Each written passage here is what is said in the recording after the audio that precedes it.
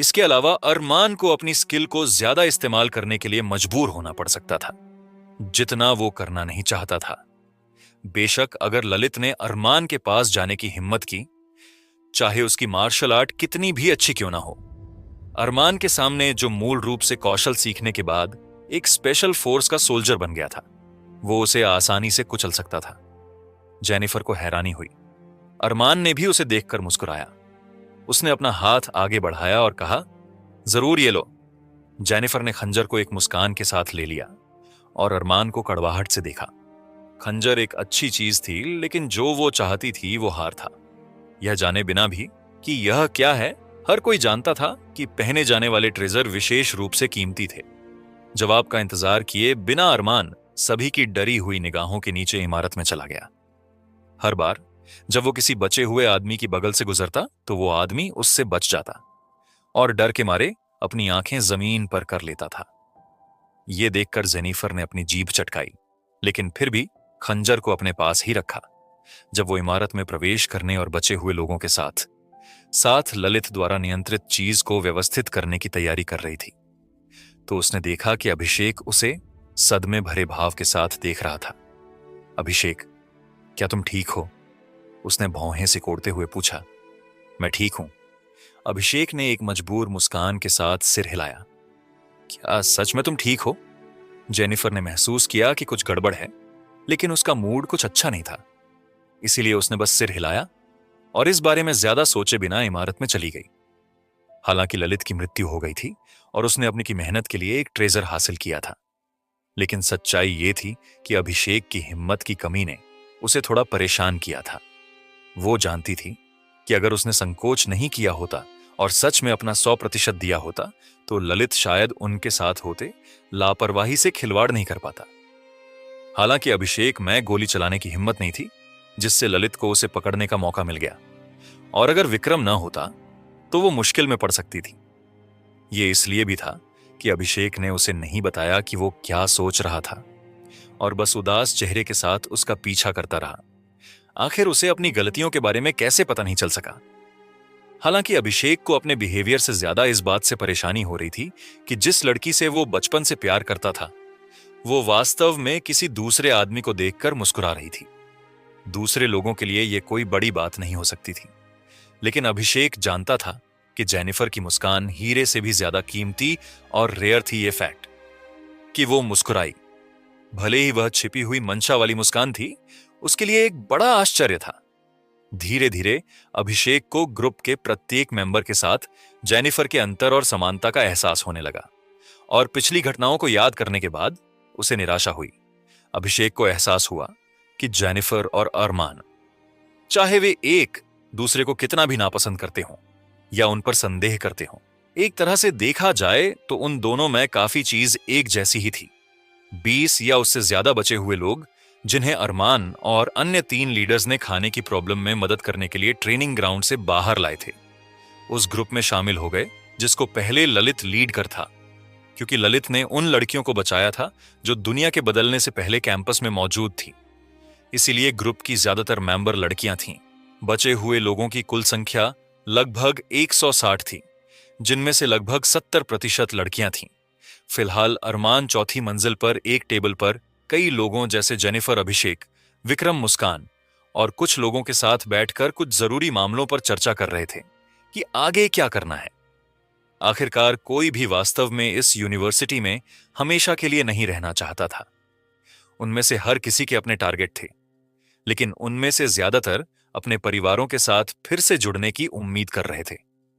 अरमान ने जो किया उसे देखकर ज्यादातर बचे हुए लोग उससे डरते थे, इसलिए किसी ने भी उसका अनादर करने की हिम्मत नहीं की, और वास्तव में उसके शब्द जेनिफर, अभिषेक और विक्रम के शब्दों से थोड़े भारी होने लगे थे। माफ करना, जब वे अब और ज्यादा लोगों के आने के बाद ज्यादा बेहतर खाने के लिए रेस्टोरेंट में वापस जाने पर चर्चा कर रहे थे, तो दरवाजे से एक कांपती हुई आवाज आई और उनकी मीटिंग में खलल डाल दिया। अभिषेक ने देखा कि वो एक यंग लड़की थी जो डरी हुई थी, इसीलिए उसने दयालुता से मुस्कुराते हुए कहा, तुम्हें डरने की जरूरत नहीं है। यहां हम में से कोई भी ललित जैसा नहीं है। तुम्हारा नाम क्या है, अन्नय? दरवाजा खुला एक बहुत ही सुंदर छोटी सी लड़की डर के मारे सिकुड़ गई, क्योंकि हर कोई उसकी ओर मुड़ गया। सौभाग्य से अभिषेक की मौजूदगी और आवाज ने वास्तव में उसकी घबराहट को थोड़ा शांत करने में मदद की, क्योंकि लड़की ने सिर हिलाया और झिझकते हुए बोली, मेरा नाम मरीना है, अगर पॉसिबल हो क्या तुम लोग लड़कियों के कैंपस में जा सकते हो? वहां लोग हैं और वे शायद अभी भूख से मर रहे होंगे। क्या ललित ने पहले ही उस एरिया को साफ नहीं कर दिया था? जेनिफर ने हैरानी से भरी आवाज में पूछा। अगर इस लड़की ने जो कहा वो सच था, तो वे लोग शायद अभी बहुत ज्यादा भूखे होने का एक्सपीरियंस कर रहे होंगे। आखिरकार दुनिया को बदले हुए 6 दिन हो चुके थे, और ये देखते हुए कि किसी ने भी कैंपस में ज्यादा खाना नहीं रखा होगा। उनका खाना कम से कम 4 दिन पहले ही खत्म हो जाना। चाय मरीना ने अपना सिर हिलाया और जल्दी से समझाया, नहीं, दरअसल किंग ललित केवल तीसरी मंजिल तक ही पहुंच पाए थे। इससे पहले कि उसे पीछे हटने के लिए मजबूर होना पड़े।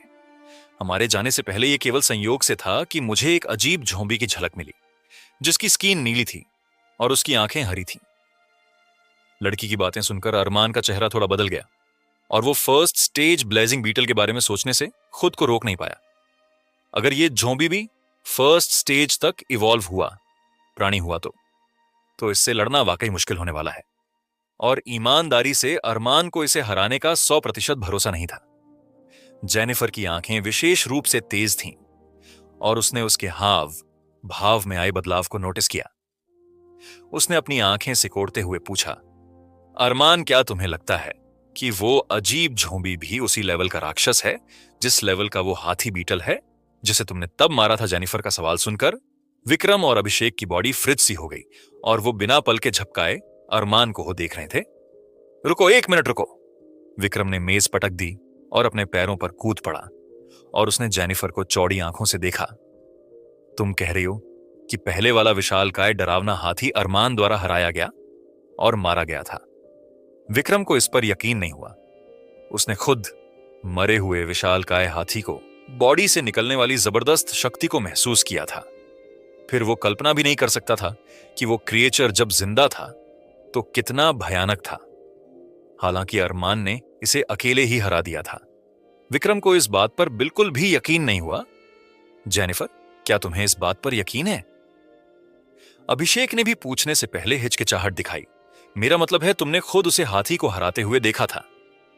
अभिषेक के शब्द साफ थे। क्या तुम्हें यकीन है कि उसने ही हाथी को मारा था और झूठ नहीं बोला? एक तरह से अभिषेक का शक विक्रम की शक की तरह लॉजिकल था। हालांकि जेनिफर के पास जवाब देने का समय नहीं था, क्योंकि मौजूदा हालात बहुत खराब थी, और उसे उम्मीद थी कि अरमान उसके पिछले सवाल पर अपना सिर हिला देगा। कुछ हिचकिचाहट के बाद अरमान ने सिर हिलाया और गहरी आवाज में कहा, मुझे कम से कम 80% यकीन है कि वो ज़ॉम्बी एक फर्स्ट स्टेज का प्राणी है। First stage? जेनिफर ने नए शब्दों को देखते हुए जल्दी से पूछा। फिर अरमान ने धीरे धीरे उस बीटल का नाम बताना शुरू किया, जो उसके दिमाग में नोटिफिकेशन की तरह दिखाई दिया जब उसने उसे हराया, और उसका लेवल भी। फिर उसने इवोल्यूशन के बारे में अपने विचारों को इस तरह से एक्सप्लेन करने के लिए कुछ दिलचस्प बातों का इस्तेमाल किया, जिससे ज्यादा कुछ पता न चले या दूसरों में संदेह पैदा ना हो। अरमान की एक्सप्लेनेशन और फर्स्ट स्टेज ब्लेजिंग बैटल हाथी की ताकत कितनी भयानक थी, यह सुनने के बाद माहौल बेहद भारी हो गया और सभी के चेहरे बेहद बदसूरत हो गए।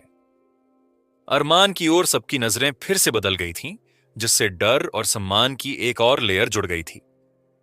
आखिरकार अगर उसने अभी जो कुछ भी कहा था वो सच था, तो उसके मौजूदा आंकड़े शायद उसके असली लेवल से कहीं ज्यादा ऊंचे थे।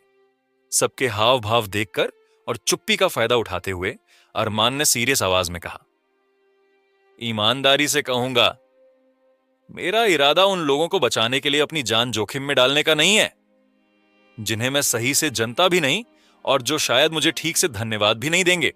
क्या तुम इतने सेल्फिश कैसे हो सकते हो? उस जगह पर दर्जनों या सैकड़ों लड़कियां हो सकती हैं। पहली बार जेनिफर ने अरमान की बातें सुनकर अपनी आवाज ऊंची की।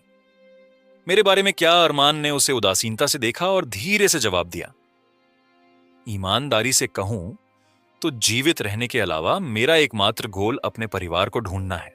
फर्स्ट स्टेज ब्लेजिंग बीटल के खिलाफ अपनी लड़ाई के दौरान अरमान के जीतने और बचने के पीछे कई वजह थी। बीटल उससे स्पीड में स्लो था। उसकी गतिशीलता सीमित थी। उसके हमले के तरीके को देखकर आने वाले हमले को आसानी से चकमा दिया जा सकता था। हालांकि फर्स्ट स्टेज ज़ॉम्बी से लड़ना एक बीस्ट से लड़ने की तुलना में कुछ अलग था। अगर फर्स्ट स्टेज का ज़ॉम्बी अरमान की स्पीड से मेल खा सकता है, तो अरमान की जान को बहुत ज्यादा खतरा हो सकता है, क्योंकि एक छोटी सी लापरवाही या गलती से ज़ॉम्बी उसे खरोंच सकता है। अरमान के विपरीत, जिसे जीतने के लिए दुश्मन के दिमाग को खत्म करने की जरूरत थी, ज़ॉम्बी को अपने दुश्मन को मारने के लिए बस एक हल्का सा वार ही चाहिए था। अरमान के पास हिलने डुलने का कोई खास वजह नहीं थी, इसलिए वो चाहे कितना भी सेल्फिश क्यों ना हो, ऐसा नहीं करेगा। अचानक जेनिफर की आंखें चमक उठीं, और जैसे ही अरमान के लिए उसकी बेहतर धारणा गायब हो रही थी, उसके दिमाग में एक विचार कौंध गया। संकुचित आंखों से उसने पूछा, क्या तुमने पहले नहीं कहा था कि तुम मुझ पर एहसान करने को तैयार हो और बदले में एक बार मेरी जान बचाने की पूरी कोशिश करोगे? तो फिर मेरे साथ आओ, या फिर तुम इतने नीच आदमी हो कि तुम्हारे शब्द और तुम्हारे वादे खोखले हैं। जेनिफर की बात ने माहौल को और भी ठंडा कर दिया, और वहां मौजूद कुछ लोगों की आंखें, जिनमें छोटी मरीना भी शामिल थी, अनजाने में अरमान की ओर मुड़ गईं और उसके जवाब का इंतजार करने लगीं। जैकी फेर की नजर अरमान की आंखों में टिकी हुई थी। वो इंतजार करना चाहती थी और देखना चाहती थी कि उसके ये शब्द कहने के बाद वो किस तरह का जवाब देगा। हालांकि उसने सोचा कि अरमान अब तक कितने उदासीन रहा है, ये देखते हुए वो मना कर देगा। आखिर पास्ट में कही गई एक बेकार बात के लिए कौन अपनी जान जोखिम में डालेगा? ये देखते हुए कि वो एक आदमी था, ईमानदारी से जेनिफर पहले से ही उसकी न सुनने के लिए मानसिक रूप से तैयार थी। हालांकि अरमान ने शांति से सिर हिलाया और धीरे से कहा, अच्छा, तो फिर ठीक है, मैंने पहले ऐसा कहा था, तो मैं उन लोगों को बचाने में तुम्हारी मदद करूंगा। कम से कम मैं अपना बेस्ट देने का वादा करता हूं। बेंजामिन के पिता एक सख्त आदमी थे, जो शायद ही कभी अपनी भावनाओं को व्यक्त करते थे, और अरमान की शिक्षा में इतने शामिल नहीं हुए, क्योंकि उन्हें पता था कि उनके विचार पुराने हो चुके हैं। हालांकि एक ही बात थी जो उन्होंने अरमान को हमेशा याद दिलाई जब से वो छोटा बच्चा था। एक आदमी का वादा सोने से भी ज्यादा कीमती होता है। अगर तुम अपने खुद के वादे भी नहीं निभा सकते, तो तुम मर्द कहलाने के लायक नहीं हो। अरमान में अनगिनत खामियां हो सकती हैं, लेकिन उसने हमेशा अपने के हुए वादों को निभाया और अपने माता पिता का सम्मान किया है, जिन्होंने उसे पालने और बेहतरीन जिंदगी देने के लिए अपना सब कुछ दे दिया था, लेकिन कभी कायर या झूठ बोलना नहीं सिखाया। जेनिफर ने स्पष्ट रूप से अरमान से इस तरह का जवाब की उम्मीद नहीं की थी। ज्यादातर लड़कों के लिए उसके मन में काफी नफरत छुपी हुई थी, इसलिए जब उसने उसे अपना सिर हिलाते हुए और कुछ सेकंड से ज्यादा टाइम तक बिना किसी हिचकिचाहट के ऐसे बात करते हुए देखा, तो वो हैरान रह गई और एक पल के लिए उसे समझ नहीं आया कि क्या कहना है। उसने उसे ऐसे देखा जैसे वो किसी एलियन को देख रही हो, और हैरानी से पूछा, तुमने अभी अभी क्या कहा? अरमान ने उसके सवाल को नजरअंदाज किया और खड़े हो गया। उसने कहा, हमें पहले कुछ चीजें प्लान करनी चाहिए। 3 दिन पहले फर्स्ट स्टेज ब्लेजिंग बीटल के खिलाफ मेरी लड़ाई के दौरान मेरा बायां हाथ लगभग टूट गया था, और मुझे पूरी तरह से ठीक होने में कुछ और टाइम लगेगा। यह कहते हुए अरमान ने अपने बाएं हाथ को अलग एंगल पर घुमाया, और सभी ने तुरंत देखा कि सच में एक अजीब दस्ताने से ढका हुआ हाथ अनियमित रूप से हिल रहा था, जैसे कि वो जेली हो। तो फिर जब तक तुम्हारा हाथ ठीक नहीं हो जाते, तब तक इंतजार क्यों नहीं करते? अभिषेक ने कुछ चिंता के साथ उसकी ओर देखा और सलाह दी, अगर तुम अपनी बेस्ट कंडीशन में ना होते हुए भी लड़ते हो, तो तुम्हारे मरने की पॉसिबिलिटी काफी ज्यादा है, क्योंकि वो ज़ॉम्बी तुम्हारे द्वारा पहले सामना किए गए ब्लेजिंग बीटल जितना ही या उससे भी ज्यादा शक्तिशाली हो सकता है। लेकिन अगर हम बहुत लंबा इंतजार करते हैं, तो कैंपस में रहने वाली लड़कियां भूख से मर सकती हैं। विक्रम ने इस बात पर ध्यान देते हुए कहा, यही तो चीजें हैं। अरमान ने एक एक करके सभी को देखा और उन लोगों की शकल को ऑब्जर्वेट किया और यह समझने की कोशिश की कि वे क्या सोच रहे थे। अभिषेक ने उसे कुछ आश्चर्यजलन, डर और चिंता के एक संकेत के साथ देखा। विक्रम ने उसे जटिल आंखों से देखा। आखिरकार कुछ टाइम पहले ही उन दोनों के बीच एक एक बहस हुई थी, जो लगभग ताकत के टकराव में बदल गया था। और विक्रम ने अरमान को जो कुछ अब तक करते हुए देखा था उसे देखते हुए उसके लिए जीतना इम्पॉसिबल था। मुस्कान, समीर और अन्य 2 स्टूडेंट जिन्होंने पहले अरमान को फॉलो करने का फैसला किया था, वे चिंता से उसकी ओर देख रहे थे। आखिरकार अरमान मूल रूप से एकमात्र आदमी था जिससे वे वर्तमान में शक्ति हासिल कर सकते थे। विशेष रूप से समीर, जो भी उसके प्रति बेहद आभारी महसूस करता था, जेनिफर के लिए वो अभी भी कुछ ऐसी बात से हैरान थी जिसे अरमान समझ नहीं पाया था। तो ध्यान से सुनो, क्योंकि जितने की संभावना बढ़ाने के लिए मुझे तुम्हारी मदद की जरूरत होगी, नहीं तो हमारे पास उस जगह से जिंदा निकलने की अधिकतम 50 से 60% संभावना है। अरमान ने हर आदमी के काम के साथ साथ विकसित ज़ोंबी से निपटने के अपने आइडिया को समझाना शुरू किया। तो मेरे मरने की संभावना है। आखिरकार वो ज़ोंबी मेरे द्वारा पहले सामना किए गए ब्लेजिंग बीटल जितना ही या उससे भी ज्यादा शक्तिशाली हो सकता है। लड़कियों के कैंपस में 4थी मंजिल पर एक कमरे के अंदर दरवाजे के सामने कई सामान रखे हुए थे ताकि एंट्री गेट को खुलने से रोका जा सके।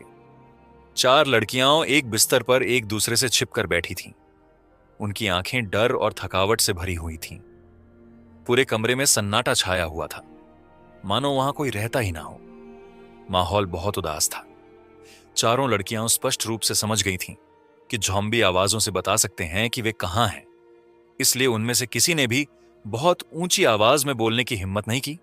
एक लड़की, जिसका कद काफी छोटा था, ने बेहद धीमी आवाज में एक सवाल पूछा, मनीषा, मुझे भूख लगी है, क्या खाने के लिए कुछ बचा है? मनीषा ने एक मजबूर मुस्कान के साथ कहा, लीसा, सूखी कुकीज का जो आखिरी पैकेट बचा था वो आज सुबह हम सभी ने पूरा खत्म नहीं किया। मनीषा, क्या तुम कह रही हो कि हम मरने वाले हैं? अचानक एक और लड़की, जिसका चेहरा एक बच्चे की तरह बेहद प्यारा था, ने मनीषा को देखते हुए ये कहा। उसका दिल डर और चिंता से भर गया, क्योंकि भूख ने उसकी समझदारी का इम्तिहान लेना शुरू कर दिया था। मनीषा ने अपनी सहेली की ओर देखा और सांत्वना देते हुए कहा, चिंता मत करो सिजल, मुझे यकीन है कि कोई हमें बचाने के लिए जल्द ही आएगा, लेकिन पूरी जगह ज़ॉम्बी से भरी पड़ी है। और हालांकि एक आदमी ने कुछ दिन पहले उनमें से कई को मार डाला था और वो बेहद पावरफुल लग रहा था, लेकिन अंत में उसे पीछे हटना पड़ा। लीसा ने उस सीन को याद किया जहां ललित ने स्पष्ट रूप से पावरफुल ज़ॉम्बी को मार गिराया था। उस पल जब चारों लड़कियां छिपकर खिड़की से बाहर झांकीं, तो उन्हें लगा कि वे सेफ हैं। हालांकि अजीब शक्तियों वाला वो आदमी भी 2 मंजिल ऊपर जाने के बाद बुरी तरह भागने को मजबूर हो गया। माहौल बहुत उदास हो गया और मनीषा भी इस बार सांत्वना के शब्द नहीं बोल पाई। सच कहूं तो उसे भी इस जगह से जिंदा निकलने की कोई उम्मीद नहीं थी। दुनिया पहले ही अस्त व्यस्त हो चुकी थी और वे यहां बंद थे। बिना एक उंगली उठाने की हिम्मत किए तो कोई उन्हें बचाने के लिए अपनी जान जोखिम में क्यों डालेगा? लेकिन वो छोटी सी उम्मीद ही एकमात्र चीज थी जिसने इन 4 लड़कियों को लगभग 1 हफ्ते तक ठीक से खाना ना खाने के बाद भी साथ और होश में रखा। मुझे परवाह नहीं है कि वो कौन है। अगर कोई मेरी जान बचाता है और मुझे इस नरक से बाहर निकालता है तो मैं उसकी कुछ ख्वाहिश को पूरा करने को तैयार हूं। अचानक 4 दोस्तों में से एकमात्र जो चुप लड़की अभी तक चुप थी, उसने कहा। मौका पाकर मनीषा ने धीरे से मजाक किया, हमारी राजकुमारी का लवर बनने के लिए ऐसा कौन हो सकता जो इतना खुशनसीब होगा? पहले वाली लड़की ने अपनी आंखें घुमाई और धीरे से हंसी। उसका नाम वैशाली था। उसके लंबे काले बाल थे, एक खूबसूरत गोल चेहरा, चमकदार आंखों की एक खूबसूरत जोड़ी, और उसका फिगर किसी हीरोइन से कम नहीं थी। खासकर उसकी नेक से नीचे वाला हिस्सा काफी उभरा हुआ था। वैशाली पूरी यूनिवर्सिटी में जेनिफर के ठीक बाद दूसरी सबसे खूबसूरत लड़की थी। इसलिए दुनिया बदलने से पहले हर दिन उसके साथ दोस्ती करने वाले लड़कों की तादाद काफी ज्यादा रहती थी, और शायद उनमें से कई जोखिम उठाने को तैयार होते अगर उन्हें पता होता कि उसने अब भी अभी क्या कहा है। कमरे में कई मिनट तक सन्नाटा रहने के बाद वैशाली ने कुछ चिंतित होकर पूछा, तुम सभी को क्या लगता है कि जेनिफर सेफ होगी? वो पक्का ठीक होगी। मनीषा ने इस बार भी संकोच नहीं किया और कॉन्फिडेंस के साथ जवाब दिया। हालांकि वो और जेनिफर केवल यूनिवर्सिटी में ही मिली थी, लेकिन वे काफी करीब आ गए थे और वो जानती थी कि जेनिफर ऐसी लड़की नहीं थी जो आसानी से हार मान लेने वालों ऐसे नहीं है। तुम सही हो, वैशाली ने आह भरी।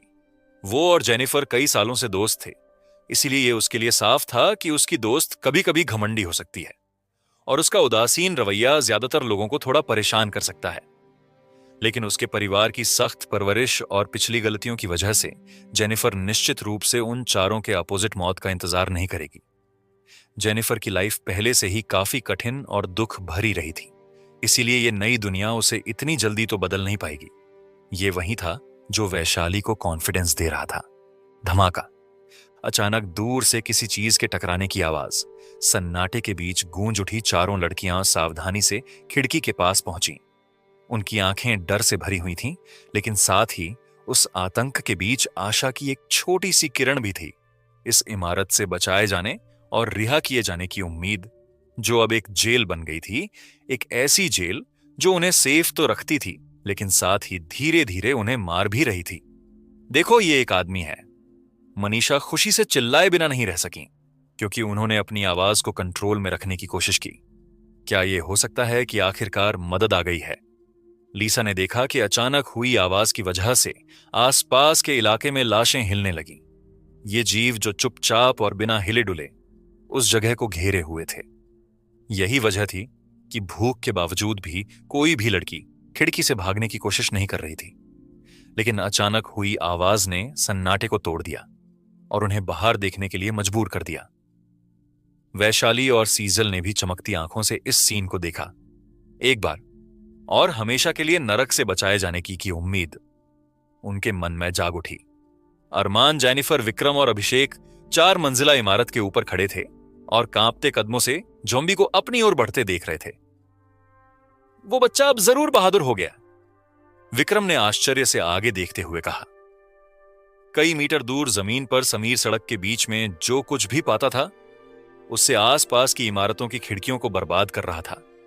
उसके हाथ में ग्रेट स्वॉर्ड किसी भी क्रिएचर को सिर से अलग करने के लिए जिम्मेदार थी, और फॉलकोट, जो अरमान ने उसे टेम्परेरी उधार दिया था, ने जीवों द्वारा इफेक्ट होने के 70% जोखिम को नेचुरली कम कर दिया था। गियर से लैस होने की वजह से कम 2 से 3 गुना अधिक आंकड़ों के साथ समीर को अब ज़ॉम्बी से डर नहीं लगता था। और उनमें से कुछ दर्जन को मारने के बाद उसने पहले से ही लेवल 6 इवॉल्वर बनने के लिए जरूरी सोल पावर एब्जॉर्ब कर ली थी। समीर ने भी अरमान की एडवाइस पर काम करने का फैसला किया, और हर बार जब वो लेवल अप करता था तो अपने हासिल हुए स्टेटस पॉइंट्स को एजिलिटी और स्टैमिना में जोड़ देता था। हर बार जब उसे अपनी शक्ति में इंप्रूवमेंट महसूस होती थी तो अरमान लिए उसकी इज्जत बढ़ती ही जाती थी, और साथ ही उसे एहसास होने लगता था कि खुद और दूसरों के बीच पावर में कितना बड़ा अंतर था। अरमान और दूसरे लोगों द्वारा लेडीज कैंपस में बंद लोगों को बचाने के मामले पर चर्चा समाप्त किए हुए 2 घंटे से ज्यादा टाइम बीत चुका था। मीटिंग के दौरान एक प्लान बना गया जिसमें 4 पार्ट शामिल थे। प्लान का पहला पार्ट शोर मचाकर आसपास के सभी ज़ॉम्बी और क्रिएचर को लुभाना था। इस तरह वे और दुश्मनों का सामना करने से बच सकते थे और घिरे होने की संभावना को खत्म सकते थे। साथ ही ये पीछे हटने की जरूरत होने पर रास्ता भी खोल देगा। मुस्कान, अब तुम्हारी बारी है। समीर ने मुस्कान के पास जाकर फुल कोट उतार दिया और उसे ग्रेट स्वॉर्ड थमा दी। मुस्कान ने सिर हिलाया और आगे बढ़ने से पहले एक गहरी सांस ली और धीरे धीरे आते ज़ॉम्बी को घबराहट और डर के साथ देखा, जिनके बॉडी पार्ट पहले समीर ने काट गिराए थे।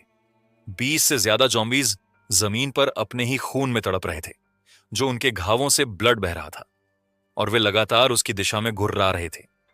लेकिन उनके हाव भाव बहुत डरावने थे और खून की स्मेल बहुत ज्यादा गंदी थी।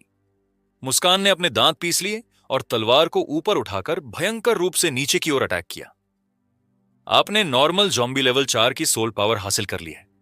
स्टैमिनेट +4, आप लेवल 2 तक पहुंच गए हैं। आपको 2 स्टेटस पॉइंट मिलते हैं, जिन्हें आप किसी भी स्टेट्स में जोड़ सकते हैं ग्रेट स्वॉर्ड की शानदार धार की वजह से, जो कि एक रेयर ग्रेड ट्रेजर है जो लगभग किसी भी लेवल 40 राक्षस या दुश्मन की सुरक्षा को तोड़ सकता है। ज़ॉम्बी का सिर इतनी आसानी से अलग हो गया मानो वो मक्खन को काटने वाला एक गर्म चाकू हो। मुस्कान ये सब देखकर बहुत ज्यादा हैरान थी, क्योंकि उसे ज़ॉम्बी के जीवन को इतनी आसानी से खत्म करने की उम्मीद नहीं थी। ठीक इसी वजह से उसने अपने पिछले अटैक में इतनी ताकत का इस्तेमाल किया था, और अगर यह सड़क पर टकराकर करने वाली सनसनी नहीं होती जो तलवार के ब्लेड से उसके हाथों तक जाती थी तो वो जमीन का एक हिस्सा भी काट सकती थी। अभी भी डरी हुई, लेकिन साथ ही थोड़ी हिम्मत और एक्साइटेड महसूस करती हुई वो सावधानी से दूसरे ज़ॉम्बी की ओर चली गई। और ये देखकर कि वास्तव में कोई खतरा नहीं था, उसने फिर से अटैक किया। अचानक एक म्यूटेटेड डॉग एक कोने में दिखाई दिया और सौर की आवाज और ब्लड की स्मेल से अट्रैक्ट होकर आगे बढ़ा और कै मुस्कान को जानलेवा इरादे से भरी आंखों से देखा। मुस्कान का चेहरा चादर की तरह सफेद हो गया और उसका दिमाग ने करना बंद कर दिया, क्योंकि वो केवल मुटेटेड डॉग को पास आते और डर भरी आंखों से उसे देख सकती थी, जो कि अधमरे ज़ॉम्बी की हालत से बहुत अलग थी। इसके अलावा मुस्कान अपनी नॉर्मल स्पीड के साथ कभी भी मुटेटेड डॉग से बच नहीं सकती थी, जो एक नॉर्मल आदमी की तुलना में कम से कम 3 से 4 गुना तेज था। सूश, दूर से 3 तेज आवाजें सुनाई दी और अगली चीज जो डरी हुई मुस्कान ने देखी वो ये थी कि कैसे म्यूटेटेड डॉग बिना किसी दर्द भरी चीख के जमीन पर गिर गया। एक तीर जानवर के सिर में घुस गया था, एक और तीर उसकी गर्दन में घुस गया था और एक और तीर उसके पेट में मजबूती से ढंसा हुआ था। लाल ब्लड धीरे धीरे उसके छेदों से बाहर निकलने लगा, जिससे अब बेजान शरीर के चारों ओर एक छोटा सा पोखर बन गया। मुस्कान ने मुटेटेड डॉग को देखा जो एक पल में मारा गया, फिर सड़क के उस पार इमारत को देखने के लिए मुड़ी और उसे याद आया कि वो सच में अकेली नहीं थी। राहत की सांस लेते हुए और आभार में मुस्कुराते हुए उसने बाकी लाशों को मारना शुरू कर दिया और लेवल ऊपर कर लिया। हर बार जब वो ऊपर उठती थी तो वो समीर की तरह ही एजिलिटी में एक पॉइंट और स्टैमिना में एक पॉइंट जोड़ती थी, क्योंकि शुरुआत में ये 2 आंकड़े जीवित रहने के लिए सबसे जरूरी थे।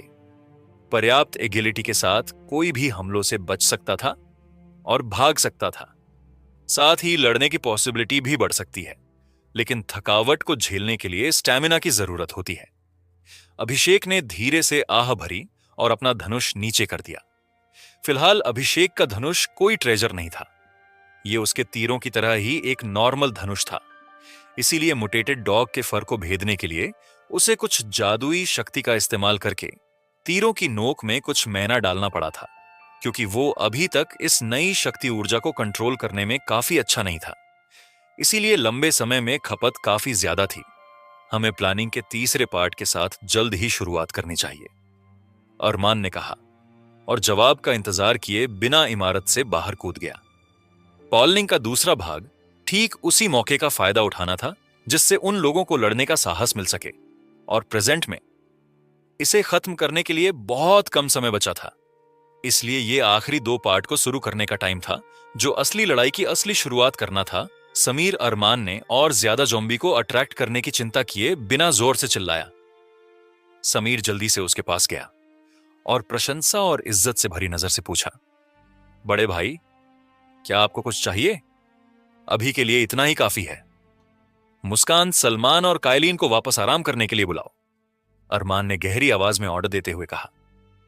सलमान वो दूसरा आदमी था जिसने अरमान को फॉलो करने का फैसला किया था। पास्ट में यूनिवर्सिटी की बास्केटबॉल टीम का हिस्सा होने की वजह से उसकी बॉडी काफी फिट थी। कायलिन के लिए वो चश्मा पहने लड़की थी जो खड़ी हो गई। वो उन 4 में से आखिरी थी जिसने अरमान के टेम्पटिंग लेकिन खतरनाक आइडिया को एक्सेप्ट करने की हिम्मत की। अतीत में वो बहुत पढ़ाकू लड़की थी और आमतौर पर किसी भी चीज से खुद को अलग नहीं करती थी। उसके शांत रूप के नीचे एक बहुत ही बहादुर और पक्के इरादों वाली लड़की थी। जब वे चारों वापस लौटे तो कायलिन ने अरमान को ग्रेट स्वॉर्ड और फुल कोट सौंप दिया। वो ज़ॉम्बी को मारने वाली चारों में से आखिरी थी। तुम में से प्रत्येक किस लेवल का है? अरमान ने पूछा, क्योंकि उसे अपने पहले ज़ॉम्बी का शिकार करने के बाद स्किल स्क्रॉल मिला था। अपने अधीन लोगों को ज्यादा कंट्रोल में रखने के लिए स्किल स्क्रॉल का इस्तेमाल करने से पहले उन्हें उसे दिखाना होगा। यह एक आइडिया था जो समीर के साथ जो कुछ हुआ था उसके बाद उसके दिमाग में आया था। मेरा लेवल 5 है। मैंने इजिलिटी और स्टैमिना में अपने पॉइंट समान रूप से जोड़ दिए हैं। मुस्कान ने उसे देखते हुए कहा, मेरा भी लेवल 5 है। मेरी पसंद स्ट्रेंथ और एजिलिटी थी। सलमान ने चुप रहने से पहले गंभीर स्वर में जवाब दिया, मेरा स्तर भी 5 है। लेकिन कायलिन कुछ कहना चाहती थी, लेकिन झिझक रही थी। हालांकि आखिर मैं उसने धीरे से समझाया, मैंने अभी तक अपने स्टेटस पॉइंट किसी भी स्टेट में नहीं जोड़े। मेरे पास 10 मुफ्त हैं। अरमान ने उसे थोड़ा उलझन में देखा और धीरे से पूछा, ऐसा क्यों है? अगर तुम मेरे द्वारा हासिल स्किल को देखेंगे तो खुद ही समझ जाओगे। कायलिन ने स्किल स्क्रॉल की ओर इशारा किया जो उसने अरमान को दे दिया।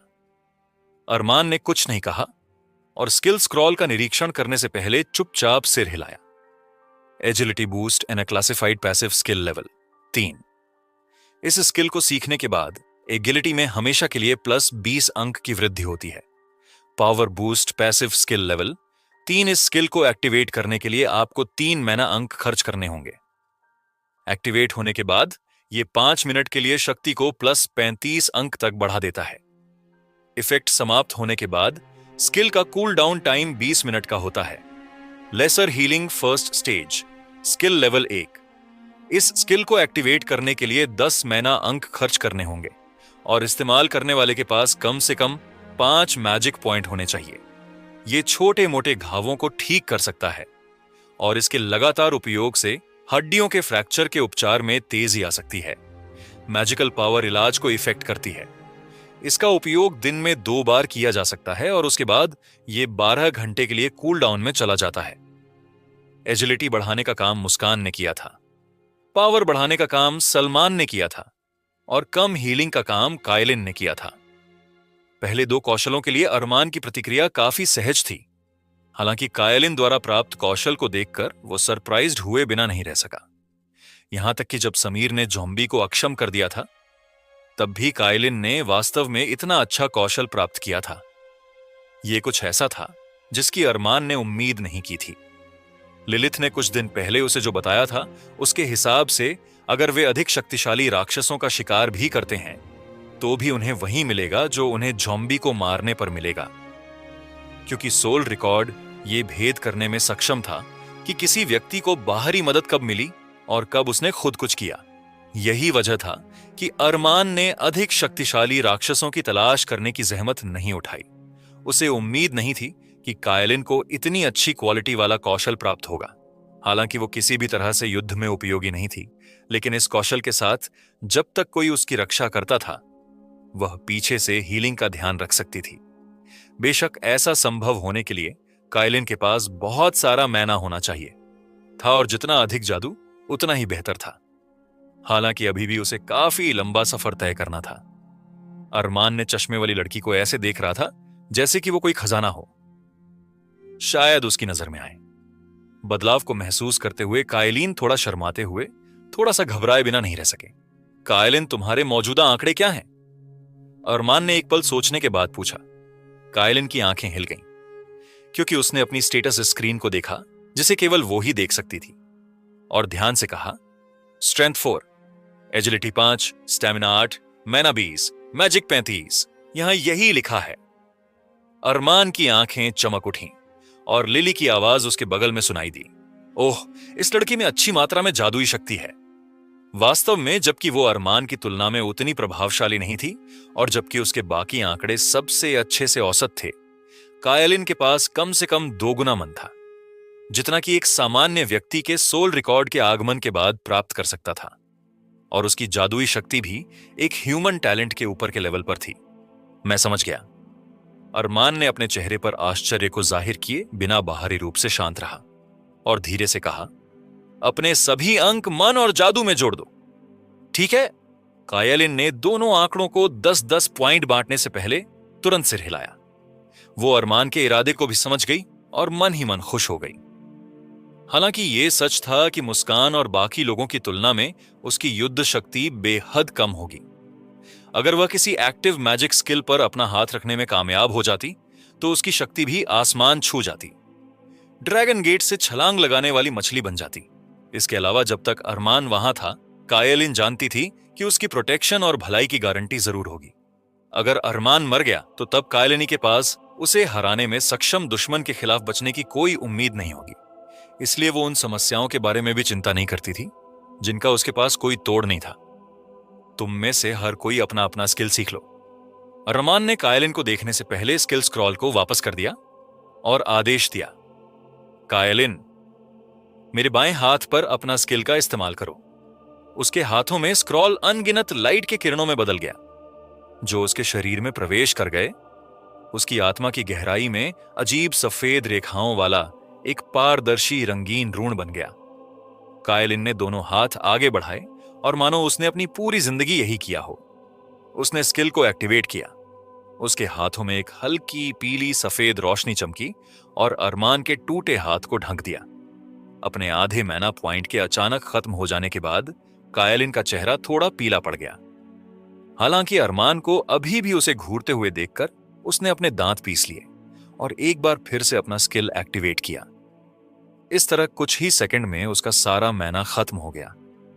अरमान ने तुरंत ही बदलाव महसूस किया, क्योंकि वो स्पष्ट रूप से महसूस कर सकता था कि उसकी टूटी कलाई की मरम्मत हो रही है और हड्डियों के आपस में टकराने की आवाज एक बार फिर से बेहद स्पष्ट थी, जिससे सभी की रीढ़ में सिहरन दौड़ गई। अरमान को अपनी कलाई के अंदर से बहुत ज्यादा दर्द महसूस हुआ। दर्द इतना ज्यादा था कि उसे अपने दांत पीसने पड़े ताकि उसके मुंह से कोई आवाज न निकले। हालांकि वह भयानक दर्द जल्द ही खुजली में बदलने लगा। बेहद अनकंफर्टेबल खुजली सौभाग्य से वह एहसास भी थोड़े समय के लिए था। शायद कायलिन के स्किल की बदौलत कायलिन का चेहरा पूरी तरह से पीला पड़ गया और उसके पहले लाल हो चुके होंठ अपना रंग खोने लगे, जैसे कि वो अचानक किसी बीमारी से पीड़ित हो गई हो। अचानक चक्कर आने से वो थोड़ा लड़खड़ा गई। सौभाग्य से अरमान को पहले से ही ऐसा कुछ होने की उम्मीद थी, क्योंकि उसने खुद भी फर्स्ट स्टेज ब्लेजिंग बीटल के खिलाफ अपनी लड़ाई के दौरान अचानक अपना सारा मैना खर्च करने के बाद ऐसा ही महसूस किया था। तुमने बहुत अच्छा काम किया, कायलिन अरमान ने उसे देखकर थोड़ा मुस्कुराया और उसे गिरने से बचाने के लिए धीरे से सहारा देते हुए सिर हिलाया। नहीं, कुछ नहीं है, वो भी जबरदस्ती मुस्कुराई।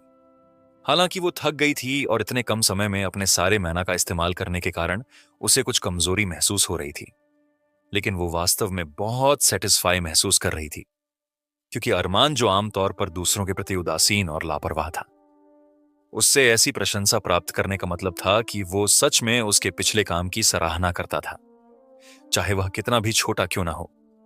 उसने मुस्कान को देखा और गहरी आवाज में कहा, मुस्कान, कायकिन का सपोर्ट करो और उसे आराम करने में मदद करो।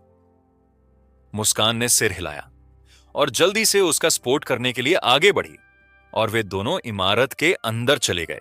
खुद को मुक्त करने के बाद अरमान ने अपने सामने समीर और सलमान को देखा और उन्हें आगे क्या करना है इसके बारे में सरल आदेश और निर्देश देने लगा। इस बीच विक्रम अभिषेक और जेनिफर जोम्बी को हराने की योजना के तीसरे भाग को शुरू करने और लागू करने की तैयारी कर रहे थे। हालांकि वे 100% निश्चित नहीं थे कि यह फर्स्ट स्टेज विकसित प्राणी था या नहीं। इस नई दुनिया में जहां मौत सिर्फ आधे कदम की दूरी पर थी, सबसे कमजोर दुश्मन से लड़ने के लिए जितना संभव हो उतना बेहतर तरीके से तैयार रहना सबसे अच्छा था। यह काफी होना चाहिए। जेनिफर ने दोनों हाथों को पीछे खींच लिया और धीरे धीरे सांस लेने लगी। उसकी चेस्ट लगातार ऊपर नीचे हो रही थी और पसीने की एक छोटी बूंद धीरे धीरे उसके खूबसूरत चेहरे से नीचे गिर रही थी, जो अब पहले की तरह बिल्कुल सफेद की बजाय बीमार सफेद दिख रहा था।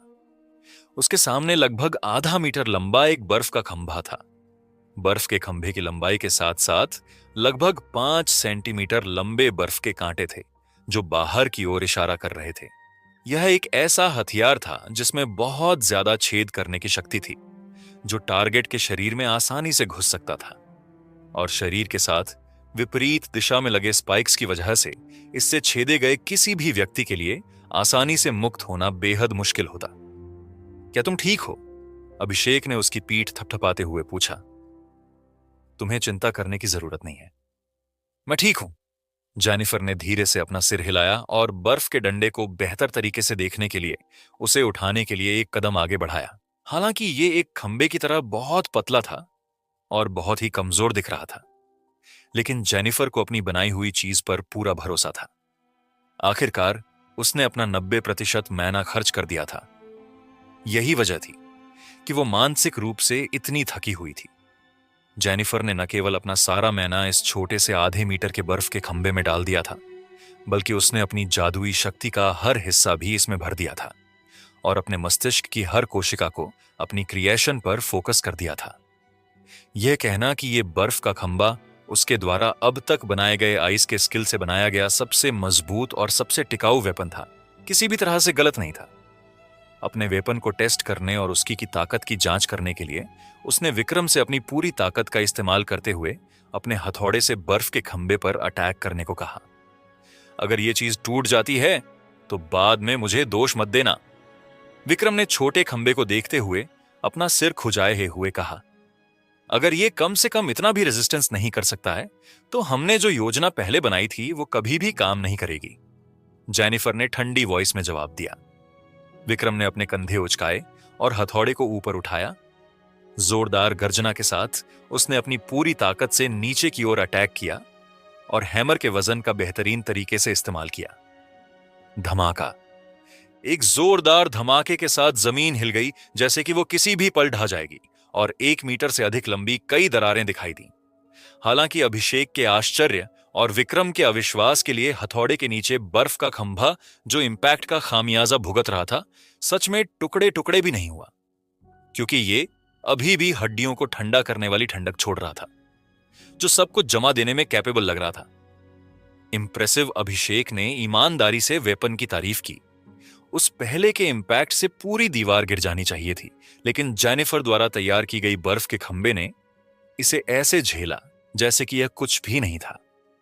जेनिफर ने भी सिर हिलाया और उसकी आंखों में सेटिस्फेक्शन की एक झलक दिखाई दी। मैं देख रहा हूं कि तुम लोगों का काम हो गया है, अरमान ने कहा, जो सीधे ही ऊपरी मंजिल पर कूदकर खिड़की से अंदर घुस गया।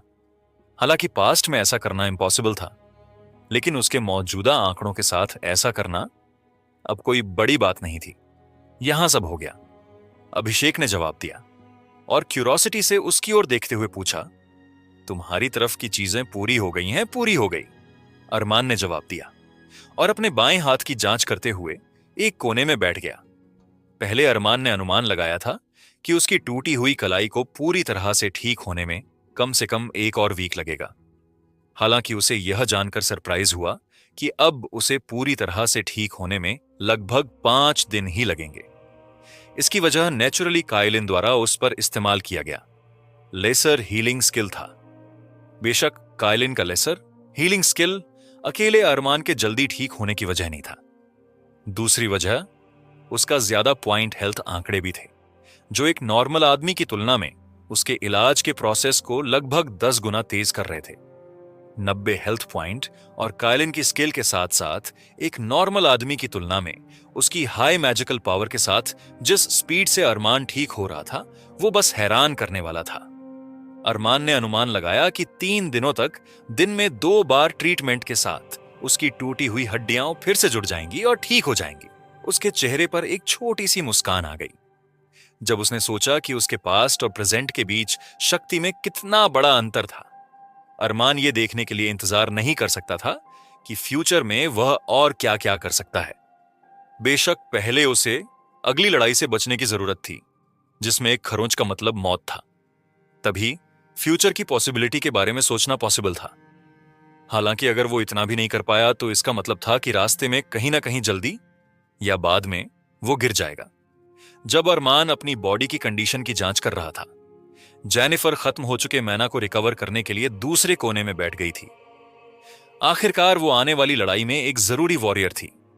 इसके अलावा कभी कभी वो जटिल आंखों से उसकी ओर देखती थी। वहां नफरत थी, लेकिन इज्जत भी थी। जेनिफर पहले से ही केयरफुल रहने वाली लड़की थी। इसके अलावा लड़कों के लिए ऐसी सावधानी विशेष रूप से ज्यादा थी, क्योंकि अपने पूरे जीवन में उसे लड़कों से अलग अलग नजरिए और बर्ताव मिले थे, जो उसके रूप रंग को ही दिए गए थे। हालांकि यह फैक्ट कि अरमान ने अपना वचन तब भी निभाया जब उसे कुछ हासिल नहीं होने वाला था, और इस मिशन पर उसकी मौत भी हो सकती थी, इस बात ने उसे चौंका दिया था। साथ ही इसने उसे यह एहसास भी दिलाया कि शायद सभी लोग या यहां तक कि सभी लड़के उसके लिए एक जैसा बर्ताव या नजरिया नहीं रखेंगे। बेशक ऐसा विचार अभी भी उसके मन में ही था और बस एक छोटी सी सोच थी। क्या वो सोच भरोसे जैसी किसी और चीज में बदल जाएगा? यह कहना अभी जल्दबाजी होगी। पूरे 3 घंटे तक इमारत के अंदर रहने के बाद जेनिफर का मैना आने वाली लड़ाई को करने के लिए लगभग पूरी तरह से रिकवर हो गया था। इन 3 घंटों के दौरान चारों में से किसी ने भी कुछ खास नहीं किया। केवल अभिषेक और जेनिफर कभी कभी बातचीत करते थे और विक्रम अचानक कुछ ऐसा कहकर बीच में आ जाता था जो बहुत ही बेतुका होता था, या फिर उसे बात का कोई भी मतलब नहीं होता था। वही दूसरी तरफ अरमान चुपचाप एक कोने में बैठा हुआ था और एक छोटी सी तस्वीर को एक उम्मीद भरी नजर से देख रहा था, जिसे लिली के अलावा कोई नहीं देख सकता था, जो चुपचाप उसके बगल में बैठी थी। तस्वीर में 4 लोग खड़े थे, एक जोड़ा एक छोटे लड़के और लड़की के पीछे, जो मुश्किल से 8 या 9 साल का था। बैकग्राउंड में सुंदर हरा भरा नजारा था, जहां पेड़ दूर दूर तक फैले हुए थे, जैसे कि एक अंतहीन जंगल हो। यह तस्वीर अरमान के माता पिता, उनकी छोटी बहन और उसकी खुद की एक फैमिली फोटो थी। उस टाइम उसका बर्थडे था और उसकी मां ने पूरे परिवार के साथ इंडिया और इतिहास से जुड़ी अन्य खूबसूरत जगहों पर जाने का फैसला किया। यह एक अनमोल याद थी जिसे अरमान हमेशा अपने साथ हर जगह ले जाते थे, क्योंकि यूनिवर्सिटी और उनके घर के बीच की दूरी की वजह से वो अक्सर अपनी फैमिली से नहीं मिल पाता था। अब इस पागल दुनिया में, जहां विश्वास और विश्वासघात पास्ट से भी ज्यादा साथ साथ चलते हैं, अरमान केवल पिछली यादों से ही गर्मजोशी हासिल कर सकता था, जो पहले उसके लिए इतनी इंपॉर्टेंट नहीं थी, क्योंकि वो इसे नॉर्मल मानता था। परिवार लिली ने पूछा, हालांकि उसे पहले से ही जवाब पता था। आखिरकार 6 दिनों में यह पहली बार था जब उसने उसके आम तौर पर पत्थर की तरह सख्त चेहरे पर ऐसा इमोशन देखा था। अरमान ने जवाब में सिर हिलाया। हालांकि वो और लिली ज्यादा बात नहीं करते थे।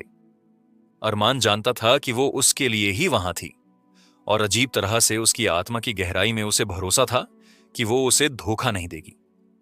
हालांकि वो आम तौर पर चुप रहती था। अरमान को कंफर्टेबल महसूस हुआ, क्योंकि वो इस दुनिया में सोल रिकॉर्ड के आने से पहले भी कभी बहुत ज्यादा बात करने वाला आदमी नहीं था। आमतौर पर उसके चारों ओर जो खामोशी थी वह किसी भी तरह से अनकंफर्टेबल नहीं थी। इसके अपोजिट ये बेहद आरामदायक थी। मेरा मैना लगभग पूरी तरह से ठीक हो गया। जेनिफर की ठंडी आवाज ने अरमान को उसके विचारों से बाहर निकाला। जब उसने अपना चेहरा उठाया तो उसकी उम्मीद भरी निगाहें अब कहीं भी दिखाई नहीं दे रही थीं, और वो चेहरा जो बिना किसी इमोशन वाला था एक बार फिर से लौट आया था। अगर तुम तैयार हो तो हम अभी शुरू कर सकते हैं। जेनिफर ने उसकी तरह ही कोल्ड एक्सप्रेशन के साथ उसे देखा और इशारा किया। तो चलो अभी शुरू करते हैं। अब और टाइम बर्बाद करने का कोई मतलब नहीं है, और आगे की देरी से चीजें पहले से भी ज्यादा मुश्किल हो सकती हैं।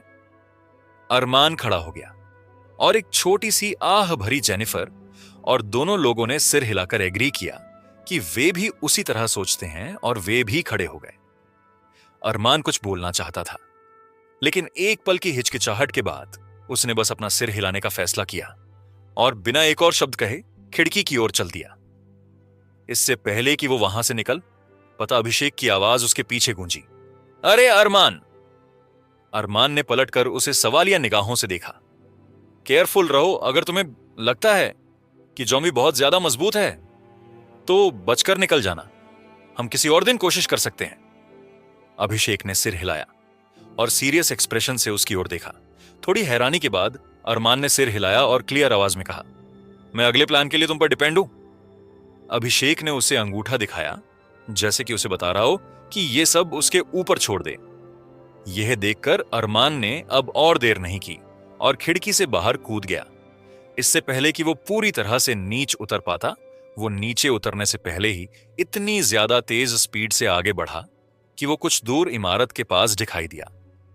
जब अरमान चला गया तो विक्रम ने अभिषेक को भौहें उठाकर देखा और हंसा। मुझे लगा कि तुम्हें वो लड़का कुछ खास पसंद नहीं था। क्या तुम दोनों एक दूसरे से प्यार करते हो या कुछ और? हा हा।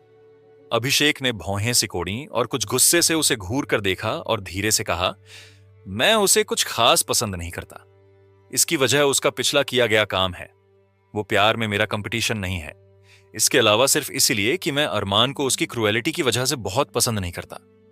इसका मतलब यह नहीं है कि मैं उससे नफरत करता हूं। क्या उसे विश करना नेचुरल नहीं है? आखिरकार वो अभी भी हमारी ग्रुप का हिस्सा है। कितना बोरिंग आदमी है विक्रम, जिसने उम्मीद की थी कि अभिषेक अपनी आइडिया को उजागर करने के बाद शर्मिंदगी में लाल हो जाएगा।